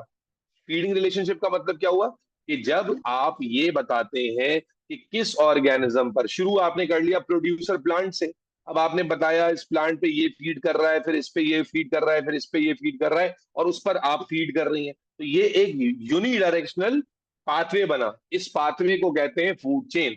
जैसे आप मुर्गी है, मुर्गी ने कीड़ा चलो एक कीड़ा है, कीड़े ने पौधा खाया, पौधे को मुर्गी कीड़े को मुर्गी ने खाया, मुर्गी को आपने खा लिया, तो ये क्या हुआ, एक यूनिडायरेक्शनल लिंक बना ना, फीडिंग रिलेशनशिप। इस फीडिंग रिलेशनशिप को यस। फूड चेन कहते हैं। अच्छा, जब बहुत सारे, जैसे इंसान है, इंसान सिर्फ मुर्गी तो नहीं खा रहा ना, इंसान मुर्गी भी खा रहा है, बकरा भी खा रहा है, मछलियां भी खा रहा है, मल्टीपल तरह के, और फिर अब मछली खा रहा है तो मछली कुछ और खा रही है, फिर वो कुछ और खा रहा है, इंसान बकरा खा रहा है तो बकरा कुछ और खा रहा है, फिर उससे वो और कुछ खा रहा है। तो जब मल्टीपल फूड चेन्स किसी ऑर्गेनिज्म से लिंक होने लगे तो ये कॉम्प्लिकेटेड नेटवर्क फूड वेब कहलाता है। एक जाल बन गया ना, जाल, फूड वेब बन गया। चेन देखो सीधी सीधी होती है, और वेब जो होता है वो एक कॉम्प्लिकेटेड स्ट्रक्चर होता है, तो यही वर्ड इसलिए फूड चेन से फूड वेब बन गया। जब फूड चेन बहुत सारी लिंक्ड हो जाए एक ही जगह पर तो उसको फूड वेब कहते हैं। यही बात हमने लिखी भी है। क्लियर? यस। आ रहा हूं बेटा, सदफ बताऊंगा इसके बारे में, थोड़ा सब्र रखें। ठीक है जी। अच्छा, अब आ जाए मेरे बच्चे, हम आ जाते हैं, अल्लाह आपका भला करे, दो इन्वायरमेंटल साइकिल्स हैं इस चैप्टर में जो बहुत पेपर 2 में आती हैं, थ्योरी में आती हैं। इन्वायरमेंटल साइकिल जिनको लेकर बच्चे बहुत ज्यादा कंफ्यूज भी रहते हैं, एमसीक्यू में भी आ जाता है। दो इन्वायरमेंटल साइकिल्स की हम बात करेंगे। हमने एनर्जी फ्लो डिस्कस किया है और एनर्जी फ्लो ही को डिस्कस किया है अब तक। अब दो अदर इन्वायरमेंटल साइकिल्स आ जाती हैं मेरे बच्चे जिनको हम डिस्कस करेंगे। एक है बच्चों वाली कार्बन साइकिल और एक है मेरे बच्चे नाइट्रोजन साइकिल। कि एनवायरनमेंट में इन दोनों चीजों का साइकिल या इन दोनों चीजों की जो रिसाइकलिंग है वो कैसे हो, कार्बन साइकिल और नाइट्रोजन साइकिल। मेरे बच्चे इसको मैं फ्लो चार्ट से समझा देता हूं तो बहुत आसानी से समझ आ जाएगा और इसी फ्लो चार्ट को आप डिस्क्रिप्शन में लिख लेंगे, दैट्स इट, खत्म हो गई बात। ठीक है जी। तो कार्बन साइकिल का मतलब कार्बन डाइऑक्साइड या कार्बन का जो कंटेंट है वो कैसे हमारा जो है अल्लाह भला करे वो एनवायरनमेंट में घूम रहा है। तो इसको रट्टा नहीं लगाएंगे, समझ के बनाएंगे। तो कार्बन डाइऑक्साइड कहाँ मौजूद है बेटा, बोलो? एटमॉस्फेयर में है, यस और no? Yes sir. Yes sir. बोलो भाई। तो यहां से शुरू करते हैं, अनुषे खास तौर पे तवज्जो रखिएगा। कार्बन डाइऑक्साइड एटमॉस्फेयर में है, यहां से शुरू करते हैं। एटमॉस्फेयर से लेने वाले कौन है? सिर्फ एक ही ऑर्गेनिज्म है, एक ही ग्रुप ऑफ ऑर्गेनिज्म मेजर जो एटमॉस्फेयर से ले रहा है, दैट इज, बोलो भाई, बोलो भाई, Plants. बोलते जाओ, plants. By the process called photosynthesis. Photosynthesis, yes और नो? अच्छा, अब गौर से सुनते जाना। अरियाना, प्लांट ने ले लिया, अच्छा प्लांट ने तो ले लिया, फिर प्लांट को कंज्यूमर ने खा लिया। भाई प्लांट को कोई ना कोई कंज्यूमर खा रहा है, यस और नो? प्लांट को किसी ना किसी कंज्यूमर ने खा लिया। अच्छा, अब बहुत आसान साइकिल है, बहुत आसान साइकिल है। अब गौर सुनना बेटा, अब रिटर्न करने की बात आ रही है। कैसे रिटर्न होगा समझना। ये प्लांट मरा, प्लांट की डेथ हुई, प्लांट किसमें कंपोज हुआ? डीकंपोज हो गया। प्लांट मरा, मरकर क्या हुआ बेटा? डीकंपोज। इसको साइंस, जनरल साइंस समझ के याद करो। Decompose, dead organic matter.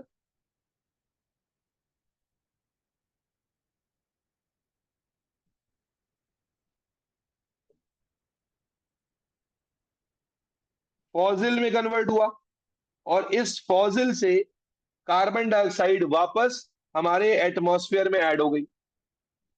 दोबारा समझना मेरे बच्चे। चलो थोड़ा सा और इसको लंबा कर देता हूं कंफ्यूज करने के बगैर। प्लांट था, कंज्यूमर था। कंज्यूमर के बारे में आप सबको मालूम है कि हम कंज्यूमर के तौर पर रेस्पायरेशन कर रहे हैं, यस और नो? हम कंज्यूमर के तौर पर रेस्पायर करते हैं, यस और नो?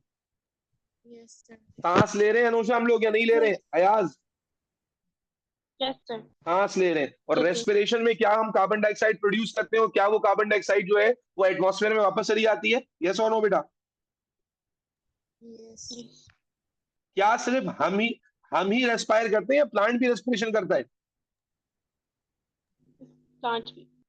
प्लांट भी करता है। भाई प्लांट भी रेस्पिरेशन करता है। इसका मतलब क्या हुआ? अब देखो कनेक्ट करना। कार्बन डाइऑक्साइड प्रेजेंट थी एटमॉस्फेयर में, अब बेटा याद करो मेरे साथ, एटमॉस्फेयर से किसने ली? सिर्फ प्लांट ने। प्लांट ने ली, रेस्पिरेशन से उसका कुछ हिस्सा उसने क्या किया? वापस भी दे दिया। रेस्पिरेशन से उसका कुछ हिस्सा क्या कर दिया बेटा? वापस भी दे दिया।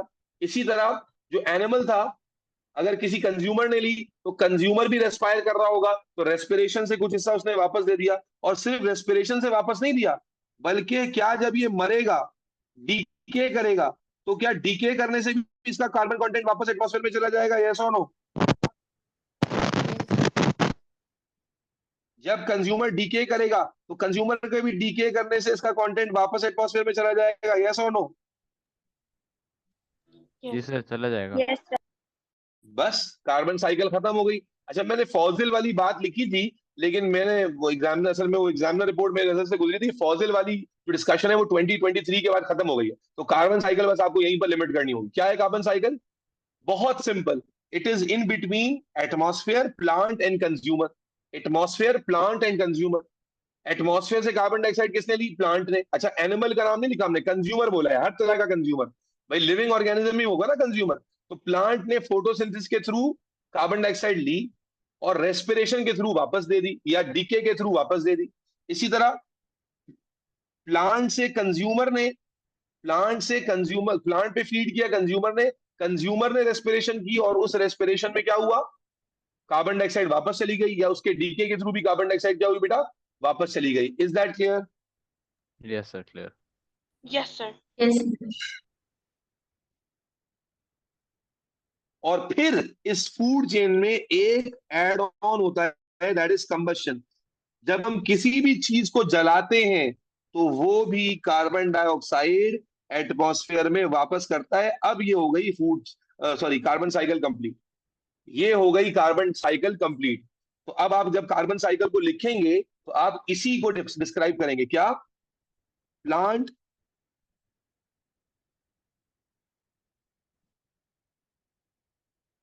absorb carbon dioxide from the atmosphere.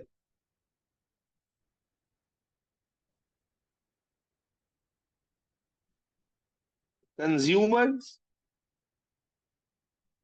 feed on plants and carbon content is transmitted.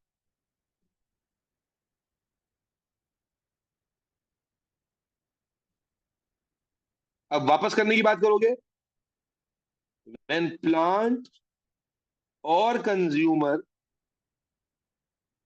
respire or decay or any fuel is combusted, this returns carbon content back to atmosphere. Is that clear, everybody?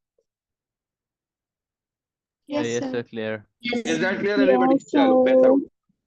चलो मेरे बच्चे, अब आ जाओ जो ज्यादा important है, that is nitrogen cycle. Nitrogen cycle को लेकर मुझे वो बहुत सारे बच्चों ने कहा कि सर ये बड़ा मुश्किल है, समझ नहीं आ रहा। तो आए देखते हैं भाई कि कितना मुश्किल है। इसमें खास तौर पे एमसीक्यू में बच्चे बड़ी गलतियां करते हैं, इसलिए भाई जो थोड़े से बच्चे जो देर से समझते हैं, आप कान खड़े कर लो। एटमॉस्फेयर में है नाइट्रोजन, एटमॉस्फेयर में है नाइट्रोजन। मेरे बच्चे गौर से समझना, समझना अच्छे से सुनना। मान लीजिए कि ये सॉइल है और ये सॉइल में प्लांट है, ठीक है जी। तो सबसे पहले एटमॉस्फेयर से जो नाइट्रोजन है वो प्लांट डायरेक्ट नहीं ले सकता, सॉइल में मौजूद होते हैं बेटा नाइट्रोजन फिक्सिंग बैक्टीरिया। सॉइल में मौजूद होते हैं बेटा nitrogen fixing bacteria. Nitrogen fixing important है बेटा, इनका रोल समझो। नाइट्रोजन फिक्सिंग बैक्टीरिया, ये इनके बड़े डेजिग्नेटेड रोल है, इसमें गड़बड़ नहीं कर देना मेरे बच्चे। ये क्या करते हैं, ये एटमॉस्फेयर की नाइट्रोजन को सॉइल में लेकर आते हैं एंड सॉइल में लाकर इसे कन्वर्ट करते हैं अमोनिया में। दे कन्वर्ट, बेटा एमसीक्यू में भी आता है, थ्योरी में लिखोगे। They absorb nitrogen from the atmosphere and fix that nitrogen in form of ammonia. They convert nitrogen gas into ammonia gas. Nitrogen को किसमें कन्वर्ट करते हैं मेरे बच्चे? नाइट्रोजन को किसमें फिक्स करते हैं? अमोनिया में। समझ आती है बात? फिर एक और ग्रुप ऑफ बैक्टीरिया मौजूद है जिसे कहते हैं नाइट्रीफाइंग बैक्टीरिया। बच्चों को लगता है दोनों सेम है, नहीं भाई सेम नहीं है। ये नाइट्रीफाइंग बैक्टीरिया क्या करते हैं बेटा? ये अमोनिया को कन्वर्ट करते हैं नाइट्रेट्स और नाइट्राइट्स में, जो कि प्लांट के लिए यूजेबल फॉर्म है। प्लांट के लिए यूजेबल फॉर्म। दोबारा समझिए मेरे बच्चे, दो तरह के बैक्टीरिया इन्वॉल्व हो रहे हैं। मैं इनको रेड में डब्बा बना देता हूं। एक है नाइट्रोजन फिक्सिंग बैक्टीरिया, दूसरे हैं नाइट्रीफाइंग बैक्टीरिया। दोनों अलग है। नाइट्रोजन फिक्सिंग जैसा कि नाम से जाहिर है, नाइट्रोजन फिक्सिंग बैक्टीरिया क्या करते हैं? एटमॉस्फेयर से जो नाइट्रोजन है उसे कंज्यूम करते हैं और उसे अमोनिया में कन्वर्ट करते हैं। और उसके बाद जो नाइट्रीफाइंग बैक्टीरिया हैं वो उनकी नाइट्रिफिकेशन करते हैं। नाइट्रिफिकेशन का मतलब कि उस नाइट अमोनिया को they convert into nitrates and nitrites, and then these nitrates and nitrites are used by the plant। और हम पढ़ चुके हैं कि प्लांट इसको यूज करके अमाइनो एसिड बनवाता है, क्लोरोफिल बनवाता है, ग्रो करता है। यस और no? Yes, sir. Is that clear बेटा? Yes. इसके बाद मेरे बच्चे, सॉइल में ही फिर तीसरी वैरायटी का बैक्टीरिया भी मौजूद होता है, जिसे कहते हैं डी नाइट्रीफाइंग बैक्टीरिया। इसका इसका फंक्शन इंशाल्लाह कभी आपको कंफ्यूज नहीं करेगा, क्योंकि काफी आसान सा फंक्शन है। क्या ख्याल है, डी नाइट्रीफाइंग बैक्टीरिया क्या करेगा बेटा? इसका काम नाइट होता है एक्सेस नाइट्रोजन को एटमॉस्फेयर में वापस करना। इसके काम में गलती नहीं होगी कि जो नाइट्रेट्स और नाइट्राइट्स अगर एक्सेस में आ गए हैं, तो जो डी नाइट्रिफिकेशन या डी नाइट्रीफाइंग बैक्टीरिया होते हैं, ये अलग ग्रुप ऑफ बैक्टीरिया हैं, और ये नाइट्रेट्स को या नाइट्राइट्स को वापस नाइट्रोजन में कन्वर्ट करके एटमॉस्फेयर में वापस रिटर्न कर देते हैं। That's a very simple process. Let me से दिस अगेन। क्या हुआ बेटा, मेरे साथ याद करो। नाइट्रोजन को किसने किसने उठाया एटमॉस्फेयर से, बोलो बेटा? किसने उठाया नाइट्रोजन को? कौन सी टाइप ऑफ बैक्टीरिया में? Nitrogen bacteria plant. Nitrogen fixing bacteria. ठीक है, नाइट्रोजन फिक्सिंग बैक्टीरिया ने उठाया, किसमें कन्वर्ट किया? नाइट्रोजन अमोनिया में। Ammonia. अमोनिया ने। उसके बाद अमोनिया को नाइट्रेट्स और अमोनिया नाइट्राइट्स में में किसने कन्वर्ट किया? नाइट्रीफाइंग बैक्टीरिया ने। नाइट्रीफाइंग बैक्टीरिया ने जब नाइट्रेट और नाइट्राइट्स बनवा नाइट्रीफाइंग दिए, बैक्टीरिया तो में अल्टीमेटली क्या हुआ? प्लांट उसको कंज्यूम करेगा, उसे यूज करेगा। जब यूज करेगा तो ग्रो करेगा, ग्रो करने के बाद जब कभी मरेगा तो दोबारा से उसके नाइट्रेट सॉइल में आ जाएंगे। जब सॉइल में आ जाएंगे और अगर सॉइल में एक्सेसिव नाइट्रेट्स हो गए, तो डी नाइट्रीफाइंग बैक्टीरिया उसे एनवायरमेंट को वापस कर देगा। Is that clear everybody? मैं लिखवा देता हूँ। इज दैट क्लियर एनवायरनमेंट को एवरीबॉडी? वापस कर दिया। तीन तरह के बैक्टीरिया इन्वॉल्व है, इनकी इन्वॉल्वमेंट समझ आती है सबको? मैं लिखवा दे रहा हूं उसको बेटा, इसको ग्रीन कलर में लिखवा रहा हूं, नीचे मिक्स मत कर देना। Nitrogen fixing bacteria sir in soil sir trap. जी बेटा बोलो। सर नाइट्रोजन बोलो बेटा बोलो। डीनाइट्रीफाइंग बैक्टीरिया जो होता है, ये नाइट्रेट्स जी, और नाइट्राइट्स को किस चीज में कन्वर्ट करता है? वापस नाइट्रोजन में एटमॉस्फेयर में भेजना, तो किसमें कन्वर्ट करेगा? तो वो NH3 में कन्वर्ट नहीं करता, बल्कि नाइट्रोजन में कन्वर्ट करता है। जी, डायरेक्ट जाता है नाइट्रोजन में। जी, ये कन्वर्जन बहुत आती है एग्जाम में। तो नाइट्रोजन फिक्सिंग आती है। Bacteria soil trap nitrogen from atmosphere and convert it into ammonia।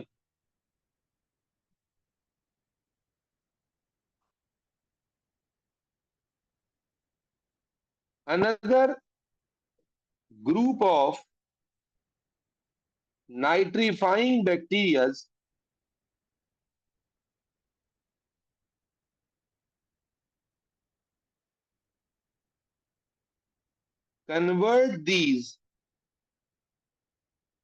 convert nitrogen containing ammonia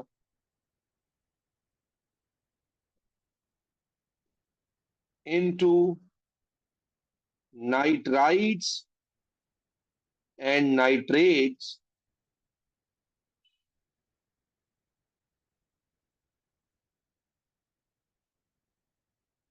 which are better used by plants। ये साइकिल जो है ना 5 नंबर में आता है।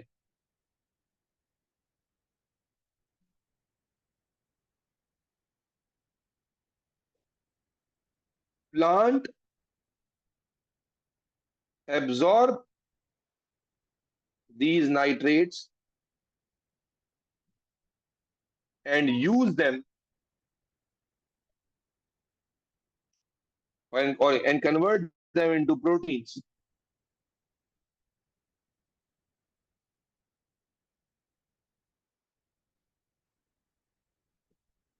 Death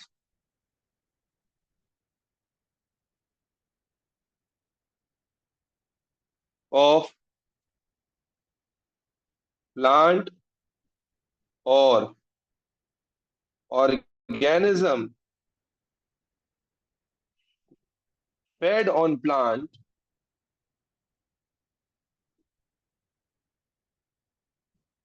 return these nutrients to soil, which are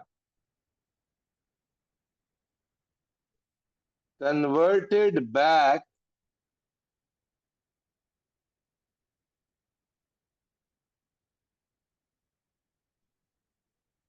sir screen थोड़ी सी नीचे कर दें। एक मिनट बेटा, which are converted back to nitrogen by denitrifying bacteria.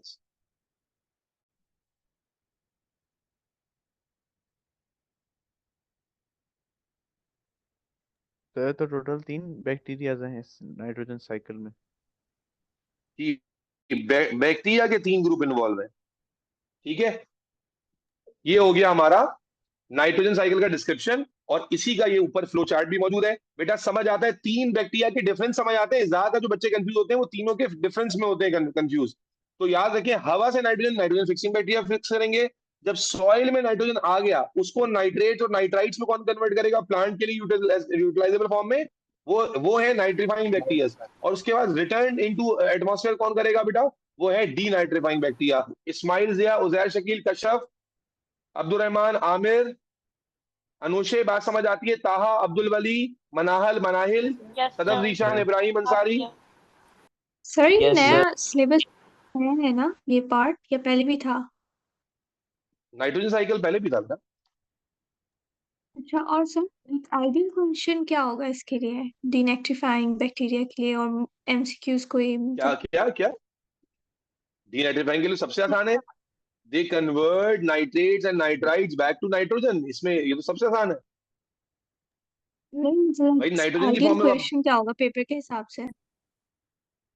भाई देखो, ये जो इकोसिस्टम के चैप्टर्स है ना, ये थ्योरी में तो पूरे साइकिल आएगा, एमसीक्यू में आएगा which of the following is the function of denitrifying bacteria. तो एमसीक्यू में आप बताएं कौन सा फंक्शन है, उसमें लिखा होगा conversion of this into this और this into this into this. तो आपको पता होना चाहिए कि क्या करते थे, आप सही जवाब बता दोगे।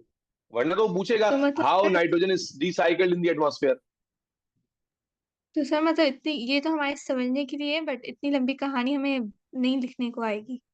जी जी, 5 नहीं भाई, 5 नंबर का साइकिल आएगा, पूरा लिखना होगा। ये पैराग्राफ जो लिखा हुआ है, क्या हो गया अच्छा भाई? चलो के सही साइकिल है। आएगा तो थैंक पूरा लिखोगे ना बेटा। क्या हो अभी तो हमने जो पेपर उस दिन अटेम्प्ट किया था, आप नहीं थे क्या उसमें? ये 5 नंबर के सवाल थे, उसमें पूरा पैराग्राफ भर भर के लिखा था हमने। क्या सिर्फ वो क्या वन नहीं। वर्ड लिखने का थोड़ी नंबर मिल रहा है भाई? बेटा नोट डाउन कर लिया सब बच्चों ने? यस और no? Yes sir. Yes sir, yes yes sir. चलो गुड हो। मेरे बच्चों, मेरे नोने हालों, ये हमारा साइकिल खत्म हो गया। हमने क्या कहा? साइकिल्स हमारे कितने थे? 2 थे, carbon cycle, nitrogen cycle, done and dusted. अब आ जाता है इस चैप्टर का थोड़ा सा ऐसा पार्ट जो मैं जल्दी जल्दी से कराऊंगा। खुदा के लिए कान खोल के रखना अपने ना। अब मैं जल्दी जल्दी बोलूंगा और जल्दी जल्दी उम्मीद करूंगा कि आप सुन लें, समझ लें। लेकिन तुम लोगों का ना लिखवाने वाला बड़ा मसला है यार। तुम लोगों को लिखवाने में टाइम लगता है। पहले हम समझ सुन लेते हैं, समझ लेते हैं, और फिर एक साथ लिखेंगे, ठीक है? तो अब हम जा रहे हैं पॉपुलेशन के टर्म पर। अब हम इस चैप्टर के एक और लर्निंग ऑब्जेक्टिव बात कर रहे हैं, जो है पॉपुलेशन। और ये एस्पेक्ट है जो कि नया ऐड हुआ आपके इस टॉपिक में, जो कि पहले डिस्कस नहीं होता था, और अभी भी शायद बहुत आसान है। अगर मैं आपके साथ डिस्कस नहीं करूंगा तो शायद आप गलती कर जाए, वरना कोई मसला नहीं है, ठीक है? तो आए जरा पॉपुलेशन और उससे रिलेटेड बातों को समझते हैं। सबसे पहले तो याद रखें, यहां पर आपके सामने 3 टर्म्स डिस्कस करनी है, पॉपुलेशन, कम्युनिटी और इकोसिस्टम।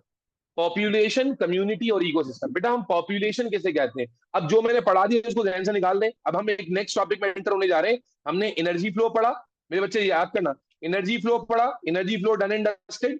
एनर्जी फ्लो में हमने बकवास कर ली बहुत इधर उधर की, ठीक है, रट्टा मारने वाला टॉपिक था, लेकिन कुछ क्लैरिटी होना जरूरी थी। और उसके बाद फिर हम आ गए एनवायरमेंटल साइकिल पर। इसके बाद हम आ रहे हैं पॉपुलेशन, और इससे रिलेटेड सारे बातों को डिस्कस करेंगे। तो सबसे पहले पॉपुलेशन में हमारे पास 3 अदर डेफिनेशंस हैं। 3 अदर डेफिनेशंस हैं जो डेफिनेशन एग्जाम में मल्टीपल टाइम पहले भी आती थी, अभी भी आ जाएंगी। पॉपुलेशन किसे कहते हैं मेरे बच्चे? अ ग्रुप ऑफ इंडिविजुअल और group of organisms of one species living together in the same area. जब किसी जगह पर एक ही स्पीशी के इंडिविजुअल्स रह रहे होते हैं तो हम इसे पॉपुलेशन कहते हैं। जैसे इंसान है, अब अगर एक जगह पे सिर्फ इंसान ही इंसान रह रहे हैं तो हम कहेंगे ये क्या है, इंसानों की पॉपुलेशन है। बायोलॉजिकली पॉपुलेशन किसे कहते हैं, ऐसा ग्रुप ऑफ ऑर्गेनिज्म जो एक स्पीशी पर ही कंसिस्ट करता हो उसे आप पॉपुलेशन कहेंगे। अच्छा जी, पॉपुलेशन तो और क्या वर्ड होता है, तो एक वर्ड होता है कम्युनिटी। कम्युनिटी का मतलब क्या होता है, जब डिफरेंट टाइप्स के स्पीशीज भी यानी डिफरेंट टाइप्स की पॉपुलेशन आ जाए। डिफरेंट टाइप की पॉपुलेशन का मतलब हर पॉपुलेशन एक स्पीशी को रिप्रेजेंट कर रही है। भाई एक पॉपुलेशन के अंदर एक स्पीशी काउंट होगी। क्या कहा मैंने, इंसानों की पॉपुलेशन, कुत्तों की पॉपुलेशन, बिल्लियों की पॉपुलेशन, गधों की पॉपुलेशन। समझ आ रही है भाई? तो पॉपुलेशन कहलाएगा एक स्पीशी के लिए, कि जब एक ग्रुप ऑफ स्पीशी जो है वो किसी जगह पे रह रहा है उस ग्रुप को हम पॉपुलेशन कहेंगे। जब उसके साथ और डिफरेंट ग्रुप्स आ जाए, स्पीशीज के, तो बेटा अब ये पॉपुलेशन नहीं कहलाएगा, ये कम्युनिटी कहलाएगा। क्या कहलाएगा बेटा, कम्युनिटी। क्या कहलाएगा बच्चे, कम्युनिटी। तो कम्युनिटी। पॉपुलेशन और कम्युनिटी में क्या फर्क हुआ, कम्युनिटी की अगर एक ही स्पीशी मौजूद है ग्रुप में तो पॉपुलेशन कहलाएगा, और अगर मल्टीपल स्पीशीज मौजूद है तो क्या कहलाएगा बेटा, कम्युनिटी कहलाएगा। Is that community. Clear? Yes sir, clear. अच्छा, उसके बाद आ जाता है मेरे बच्चे इकोसिस्टम। इकोसिस्टम क्या है कि बेटा जब आपकी कम्युनिटी है, कम्युनिटी में डिफरेंट टाइप के ऑर्गेनिज्म आ गए, अब ये सारे लिविंग थे, अब जब लिविंग ऑर्गेनिजम्स का इंटरेक्शन नॉन लिविंग एनवायरनमेंट के साथ शुरू हो जाए, लिविंग ऑर्गेनिज्म का इंटरेक्शन, क्या हमारी सराउंडिंग सिर्फ लिविंग से भरी हुई है, क्या हमारी सराउंडिंग में हमारा एटमॉस्फेयर नहीं आता, क्या हमारी सराउंडिंग में जो वाटर पानी हम पीते हैं वो नहीं आता, जिससे नहाते धोते हैं क्या वो नहीं आता, एटमॉस्फेयर एयर में जो गैसेस है वो नहीं आती, बिल्कुल आती है ना। तो जब लिविंग जो कम्युनिटीज है जब ये इंटरैक्ट करने लग जाए नॉन लिविंग एनवायरनमेंट के साथ, तो ऐसा एरिया, ऐसी लोकेलिटी क्या कहलाती है बेटा, इकोसिस्टम कहलाती है। तो अगर आप कीवर्ड समझे, मैं डेफिनेशन लिखवा भी देता हूं, तो पॉपुलेशन क्या होता है, एक ऐसा ग्रुप ऑफ ऑर्गेनिज्म जिसमें एक स्पीशी हो जो एक साथ रह रही हो।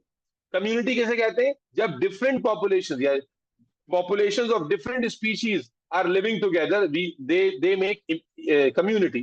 और ecosystem कैसे कहते हैं, a unit that contains community of living organisms and their environment interacting together। यानी जब आप living community के साथ आप environment को भी ऐड कर लेते हैं, it becomes ecosystem। is that clear? Yes sir, clear. जल्दी सर डेफिनेशन लिखने की आती बेटा, लिखो जल्दी जल्दी। हाँ लिखवा रहा हूं बेटा, a group of individuals of same species living together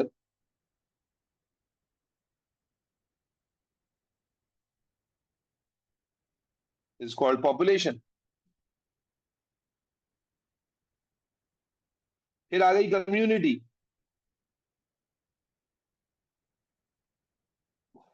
when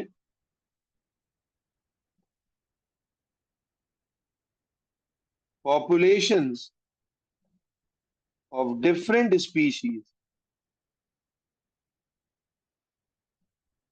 live together,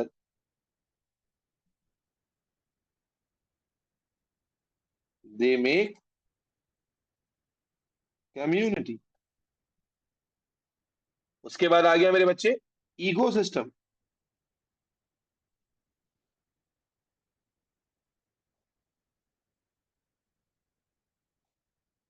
a unit containing community of organisms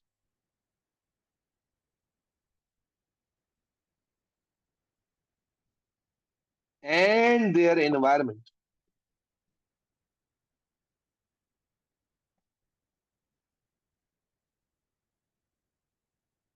interacting together।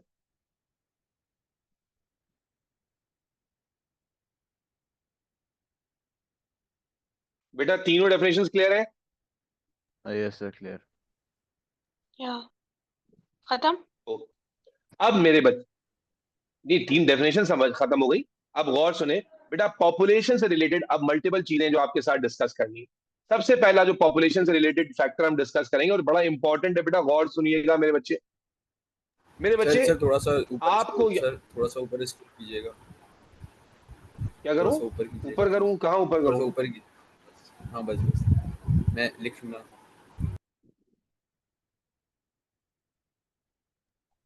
Sir आपने अब अभी इकोसिस्टम बच्चे एंड एनवायरनमेंट के बाद क्या लिखा?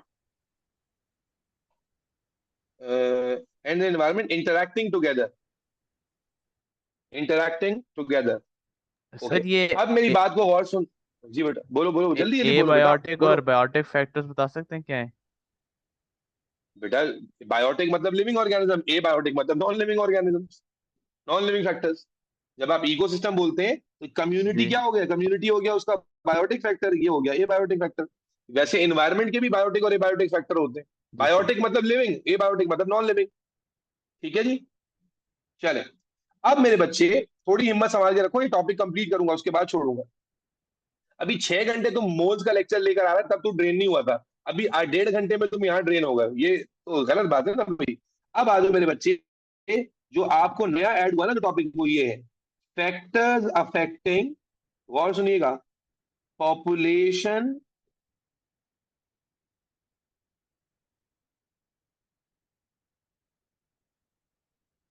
Growth and decline. और बेटा मैंने ये पास पेपर जिसमें मैं कराया था, मैंने उसने भी बताया था कि जो नए टॉपिक ऐड हुए ना, याद रखना मेरे बच्चे, वो नए टॉपिक आपको ज्यादा एग्जाम में नजर आएंगे, क्योंकि उनको ऐड करने का मकसद यही है। मेरे बच्चे अब मैं आपसे बड़ी आसान आसान सी बात करूंगा कि कौन से फैक्टर्स हैं जो पॉपुलेशन ग्रोथ में कंट्रीब्यूट करते हैं और कौन से ऐसे हैं जो पॉपुलेशन के डिक्लाइन में कंट्रीब्यूट करते हैं, और ये एग्जामिनर आपसे पूछेगा। ये सीधे सीधे फैक्टर्स हैं, आसान आसान से फैक्टर्स हैं, इसमें कोई मुश्किल चीज नहीं है। मेरे बच्चे सबसे पहले मैं डिक्लाइन की बात करूं, क्योंकि आपकी बुक उसको उसको ज्यादा हाईलाइट कर रही है कि वो कौन से फैक्टर्स हैं जो किसी पॉपुलेशन को डिक्लाइन करने में रोल प्ले करते हैं, किसी पॉपुलेशन का साइज छोटा करने में रोल प्ले करते हैं। मेरे बच्चे 3 फैक्टर्स याद रखें, डिक्लाइन में रोल प्ले करने वाले 3 फैक्टर्स हैं। Number 1, food supply. अगर किसी पॉपुलेशन की फूड सप्लाई कम होना शुरू हो जाए या कट डाउन होना शुरू हो जाए, मेरी बात बता, जवाब देना मेरे बच्चे, अगर किसी पॉपुलेशन की फूड सप्लाई कम होना शुरू हो जाए या कट डाउन होना शुरू हो जाए, तो क्या उसकी ग्रोथ अच्छे तरीके से हो सकेगी? बोलो बेटा। No no no. नहीं नो होगी। सर। दूसरा फैक्टर, बेटा मैंने शुरू में कहा था ये चैप्टर पढ़ना जरूरी है, पढ़ा हुआ हो फिर इजी है। दूसरा फैक्टर जो पॉपुलेशन की ग्रोथ को डिक्लाइन करता है, उसकी नंबर को कम करता है, दैट इज प्रीडेशन। अगर किसी पॉपुलेशन में ओवर प्रीडेशन शुरू हो जाए, ठीक है, कोई उसका प्रीडेटर है और उसको वो धड़ा धड़ा उसका शिकार कर रहा है, तो भी उस पॉपुलेशन का ग्रो करना मुश्किल हो जाता है। और तीसरा रीजन मेरे बच्चे, वो है डिजीज। अगर किसी पॉपुलेशन में कोई डिजीज फैल जाए, तो वो डिजीज की वजह से अगर ऑर्गेनिज्म या तो मरना शुरू हो जाएंगे, या मरेंगे नहीं तो बीमार हो जाएंगे, और बीमार होने की वजह से वो हेल्दी वे में रिप्रोड्यूस नहीं कर सकेंगे, और जब हेल्दी वे में रिप्रोड्यूस नहीं कर सकेंगे तो उनकी पॉपुलेशन में डिक्लाइन आना शुरू हो जाएगा। यस और नो? जी sir, yes yes. Yes sir. Yes yes sir, sir. बिल्कुल। ठीक हो, तो बेटा ये फैक्टर्स तो वो हुए, बेटा कोई मुश्किल बात तो नहीं है, फिर सुन नो। लीजिए। ठीक है जी, क्या है कि ऑर्गेनिज्म की पॉपुलेशन की बात हो रही है, पॉपुलेशन की ग्रोथ की बात हो रही है, तो सबसे पहले तो सर ने आपको बताया कि पॉपुलेशन है क्या। जब आपको ये समझ आ गया कि पॉपुलेशन है क्या, तो फिर सर ने आपको बोला कि पॉपुलेशन की ग्रोथ को प्रोमोट करने वाले और ग्रोथ को डिक्लाइन करने वाले फैक्टर्स के बारे में आपको पता होना चाहिए। तो डिक्लाइन पर आपकी बुक ज्यादा हाईलाइट करती है, तो मैंने डिक्लाइन के 3 फैक्टर्स हैं आपकी बुक में, तीनों आपके सामने रखे कि डिक्लाइन आने की पहली वजह जो मेजर होती है वो फूड सप्लाई है, कंपटीशन फॉर फूड। फिर कंपटीशन फॉर सर्वाइवल, यानी कि ओवर प्रीडेशन हो रही है, शिकार ज्यादा हो रहा है, और कोई ऐसी डिजीज आ गई जिसने ऑर्गेनिजम्स को या तो हेल्दी वे में ग्रो नहीं करने दे रही, या अगर वो हेल्दी वे में ग्रो या तो मार दे रही है। अच्छा, उसके बाद अच्छा एक चीज और होती है जिसको फूड सप्लाई की एक्सट्रीम कहते हैं, फेमिन। फेमिन का मतलब क्या होता है? कहत, कि इतनी फूड सप्लाई कम हो गई कि कहत पड़ गया, ऑर्गेनिज्म भूख की वजह से मर रहे हैं। तो फूड सप्लाई के लिए जो मार्किंग स्कीम में वर्ड यूज हुआ है वो फेमिन है, कि ऑर्गेनिज्म की ग्रोथ को डिक्लाइन करने का एक सिग्निफिकेंट रीजन फेमिन होता है। अच्छा, फिर प्रोमोट कैसे होती है ग्रोथ? अगर मैं कहूं कि ग्रोथ तेज हो रही है, इंक्रीज हो रही है, एक पॉपुलेशन की ग्रोथ जो है वो बढ़ रही है। हाँ भाई, बता सकते हैं कैसे बढ़ेगी? सर More इसी का nutrition. रिवर्स। कौन से फैक्टर्स हैं? Protein supply. सबसे रिप्रोडक्शन पहले ज़्यादा होनी चाहिए। More more food food supply. Supply. Rich Improve food technology. Supply, obvious सी बात है, रिच फूड सप्लाई। अच्छा, और बताइए, लेस इसमें बहुत प्रेडेटर्स। सारे फैक्टर्स हैं। Less number of predators. Less predation. चलो और Less बताओ। number ये of तो तुम कॉमन, diseases. ये तो वो लगा रहे हो। Less, very good. यानी इसको हम कहते हैं बेटर इम्यूनिटी। अगर इम्यूनिटी बेहतर है, इम्यूनिटी बेहतर है तो डिजीज लेस होंगी, यस और नो? सर मोर हैबिटेबल क्लाइमेट Yes. शायद। सर डिजीजेस फैलेंगी नहीं अगर इन्वायरमेंट क्लीनर लो है। इन लो इन्फेंट मोर्टेलिटी, बच्चे उनके कम से कम मर रहे हैं। इन्फेंट अक्सर बच्चे जो है मर जाते हैं जल्दी, क्योंकि बच्चों की इम्यूनिटी कमजोर होती है। अगर इन्फेंट में मोर्टेलिटी रेट कम हो रहा है, यानी बच्चे कम मर रहे हैं, तो जाहिर है ज्यादा बच्चे बड़े होंगे। जब ज्यादा बच्चे बड़े होंगे तो ज्यादा रिप्रोड्यूस करेंगे।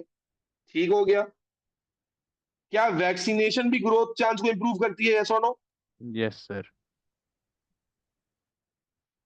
लेस पॉल्यूटेड एनवायरनमेंट भी ग्रोथ को प्रमोट करता है, यस और नो? कोई मसला? ये क्लियर है बच्चे? जी सर क्लियर है। Yeah. Yes, sir. चलो, अब मेरे बच्चे बस एक ग्राफ देख लो जो तुम्हारे सिलेबस में नया ऐड हुआ है, और उस ग्राफ के हिस्से समझ लो। ये सर क्या पॉपुलेशन क्या के बारे में जो सिलेबस में मैंने ऐड हो रहा बताया, है? अब इस मेरे बच्चे जो पढ़ा रहा हूँ वही ऐड हो रहा है। ये आ गया sigmoid growth of population, sigmoid curve of population growth, sigmoid curve of population growth. This is something जो कि एग्जाम में कहीं ना कहीं तो आएगा, एमसीक्यू में आ जाएगा, थ्योरी में आ जाएगा, कहीं तो आ ही जाएगा। Sigmoid growth of population, sorry, sigmoid curve of population growth क्या है भाई, इसको समझते हैं मेरे बच्चे। एक डायग्राम है बिटवीन टाइम, या एक कर्व है बिटवीन टाइम एंड पॉपुलेशन, और ये कर्व कुछ इस तरह से ड्रॉ होता है। ये इस कर्व के कुछ हिस्से हैं, जरा समझते, दोबारा ड्रॉ कर दूं।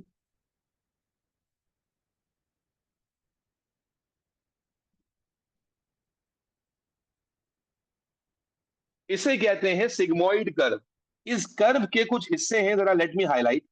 एक ये हिस्सा है, दूसरा ये हिस्सा है, तीसरा ये हिस्सा है, और चौथा ये हिस्सा है।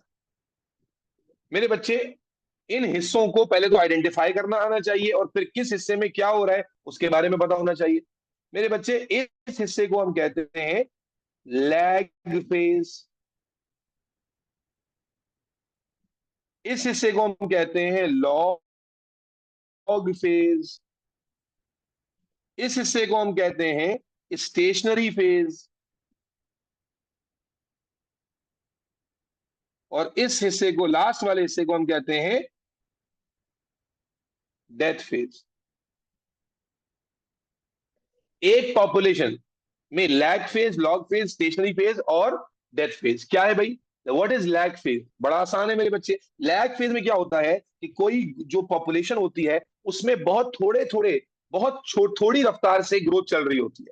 यानी पॉपुलेशन का साइज बहुत तेजी से नहीं बढ़ रहा होता, बल्कि जैसे इंसानों की, चलो मैं एग्जांपल देता हूं। अब एक कपल है, उस कपल ने शादी की, अब शादी करके 4 साल, 5 साल, 6 साल में एक बच्चा पैदा किया। ठीक है, I have to be blunt in this. एक बच्चा पैदा किया, दो बच्चे पैदा किए, तो पॉपुलेशन बढ़ा तो वो रहे हैं, लेकिन क्या कर रहे हैं, बहुत स्लो। तो जब कोई ऑर्गेनिज्म में जो नंबर ऑफ इंडिविजुअल्स होते हैं वो स्लोली रिप्रोड्यूस कर रहे होते हैं, ठीक है ना, तो उनका जो नंबर बढ़ तो रहा है, ओवरऑल तो बढ़ रहा होता है, लेकिन बहुत स्लो। तो बेटा ये फेज कहलाता है लैग फेज। फिर अगर किसी पॉपुलेशन के साइज में एक्सपोनेंशियल ग्रोथ आ रही है, तेजी से बढ़ रहा है, दड़ा दड़ दड़ा दड़ दड़ा दड़ बढ़ते चला जा रहा है, दड़ा, जैसे चलो एक बकरी की एग्जांपल से देते हैं, बकरा बकरी का पेयर है, ठीक है जी, वो साला रिप्रोड्यूस ही नहीं कर रहा किसी भी वजह से, किसी भी रीजन की वजह से। 6 महीने 7 महीने में एक बच्चा पैदा हो रहा है, और दूसरी जगह एक दूसरा पेयर है, उसने उसकी बकरी ने 3 बच्चे दिए, फिर 6-8 महीने साल में 2 वो बच्चे बड़े हो गए, फिर उसने 3 बच्चे दिए, फिर 9 हो गए, फिर 9 ने फिर 6 महीने के बाद 1 साल के बाद 3 बच्चे दिए, तो अब क्या होगा, एक्सपोनेंशियल ग्रोथ होगा पॉपुलेशन के साइज में। जब कोई पॉपुलेशन के नंबर में तेजी से इजाफा हो रहा हो, हम कहते हैं ये पॉपुलेशन कौन से फेज में है, बोलो भाई, ये कौन से फेज में है, लैग लॉग फेज में। लॉग। उसके बाद मेरे बच्चे एक ऐसा फेज आता है जिसको हम कहते हैं स्टेशनरी फेज, जिसमें जितने ऑर्गेनिज्म पैदा हो रहे हैं उतने ही मर रहे हैं, यानी डेथ रेट और बर्थ रेशो और डेथ रेशो बराबर हो जाता है। तो ऑर्गेनिज्म का जो पॉपुलेशन का साइज है वो ना बढ़ रहा होता है ना कम हो रहा होता है। इस फेज को हम कहते हैं स्टेशनरी फेज। दोबारा सुन लेना मेरे बच्चे, क्या कहा हमने कि सबसे पहले है लैग फेज। लैग फेज का मतलब क्या है, ये वो फेज होता है पॉपुलेशन की ग्रोथ का जिसमें पॉपुलेशन बहुत स्लोली ग्रो कर रही होती है, ऑर्गेनिज्म स्लोली रिप्रोड्यूस कर रहे होते हैं, जिससे ऑर्गेनिज्म क्या पॉपुलेशन का साइज ग्रेजुअली या स्लोली इंक्रीज हो रहा होता है। फिर जब कोई पॉपुलेशन बहुत अच्छे एनवायरनमेंट में होती है, हेल्दी एनवायरनमेंट में होती है, तो फिर वो बहुत आइडियल लेवल पे जाके ग्रो करती है और उसका जो नंबर होता है वो बहुत तेजी से बढ़ता है, जब हम कहते हैं ये लॉग फेज आ गया। फिर मरने का तो रेशो चल ही रहा है, तो याद रखें जब मरने की रफ्तार और पैदा होने की रफ्तार बराबर हो जाए तो हम कहते हैं ये ऑर्गेनिज्म इस वक्त स्टेशनरी फेज में है। और उसके बाद जब मरने की रफ्तार तेज हो जाए और पैदा होने की रफ्तार स्लो हो जाए तो पॉपुलेशन का साइज डिक्रीज होने लगता है, और हम क्या कहते हैं ये पॉपुलेशन कौन से फेज में आ गई, डेथ फेज में आ गई। Death is that phase. Clear? जी सर क्लियर। सर ये लैग फेज दोबारा बताइएगा। ये सर हमारी भी Yes, डेथ sir. फेज में आ गई है। मेरे बच्चे जब कोई पॉपुलेशन स्लोली ग्रो तो कर रही है, स्लो ग्रो कर रही है, एक्सपोनेंशियल राइज नहीं हो रहा नंबर में, तो भाई हम कहते हैं ये पॉपुलेशन एक लैग फेज में है। जब किसी पॉपुलेशन का नंबर बहुत तेजी से बढ़ना शुरू होता है तो हम कहते हैं वो लॉग फेज में है। जब किसी पॉपुलेशन में पैदा भी हो रहे हैं बच्चे, मर भी रहे हैं बूढ़े, लेकिन इस दोनों इक्वल रेट से हो रहा हो तो पॉपुलेशन का साइज बराबर रहता है, सेम रहता है, और इसी को हम कहते हैं स्टेशनरी फेज। और अगर मरने का जो डेथ रेशो है किसी पॉपुलेशन में वो ज्यादा हो जाए तो आप कहते हैं ये पॉपुलेशन डेथ फेज में चली गई है। Is that clear?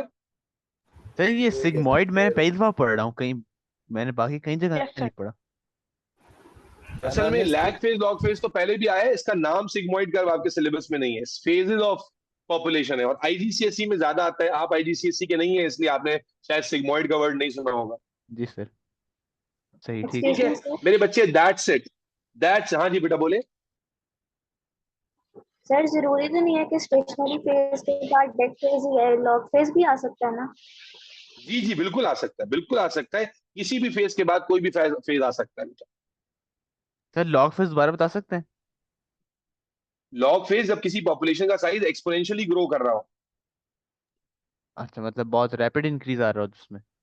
Rapid increase आ रहा हो जी, तो सर जिसमें अगर रैपिड डिक्रीज आ रहा होगा वो भी डेथ फेज में कंसिडर होगा? वो डेथ फेज ही होगा। जी जी वो डेथ फेज ही कंसिडर होगा। ठीक है सर समझ सर आया। लैग फेज में अच्छा आहिस्ता आहिस्ता इंक्रीज होगी ग्रोथ ग्रोथ जी होगी। बेटा, देखो ना ये ग्राफ, देखो ना बेटा, ग्राफ में देखो इंक्रीज आ रहा है ना, ये देखो ना ऐसे ऐसे ऊपर जा रहे हैं ना, बढ़ रहे हैं ना, यस और no? Yes sir yes sir. और यहाँ तेजी से बढ़ रहा है, यहाँ पर सेम हो गया, यहाँ पर नीचे जा रहा है। क्लियर? अस्सलाम वालेकुम जी फैज भाई। फैज भाई 1 मिनट में आ रहा हूँ, बस मेरी क्लास खत्म हो रही है, 2 मिनट रुके आ रहा हूँ बेटा। ये चैप्टर अच्छा ये चैप्टर ये डिस्कशन बेटा खत्म हो गई, अल्हम्दुलिल्लाह सुम्मा अल्हम्दुलिल्लाह।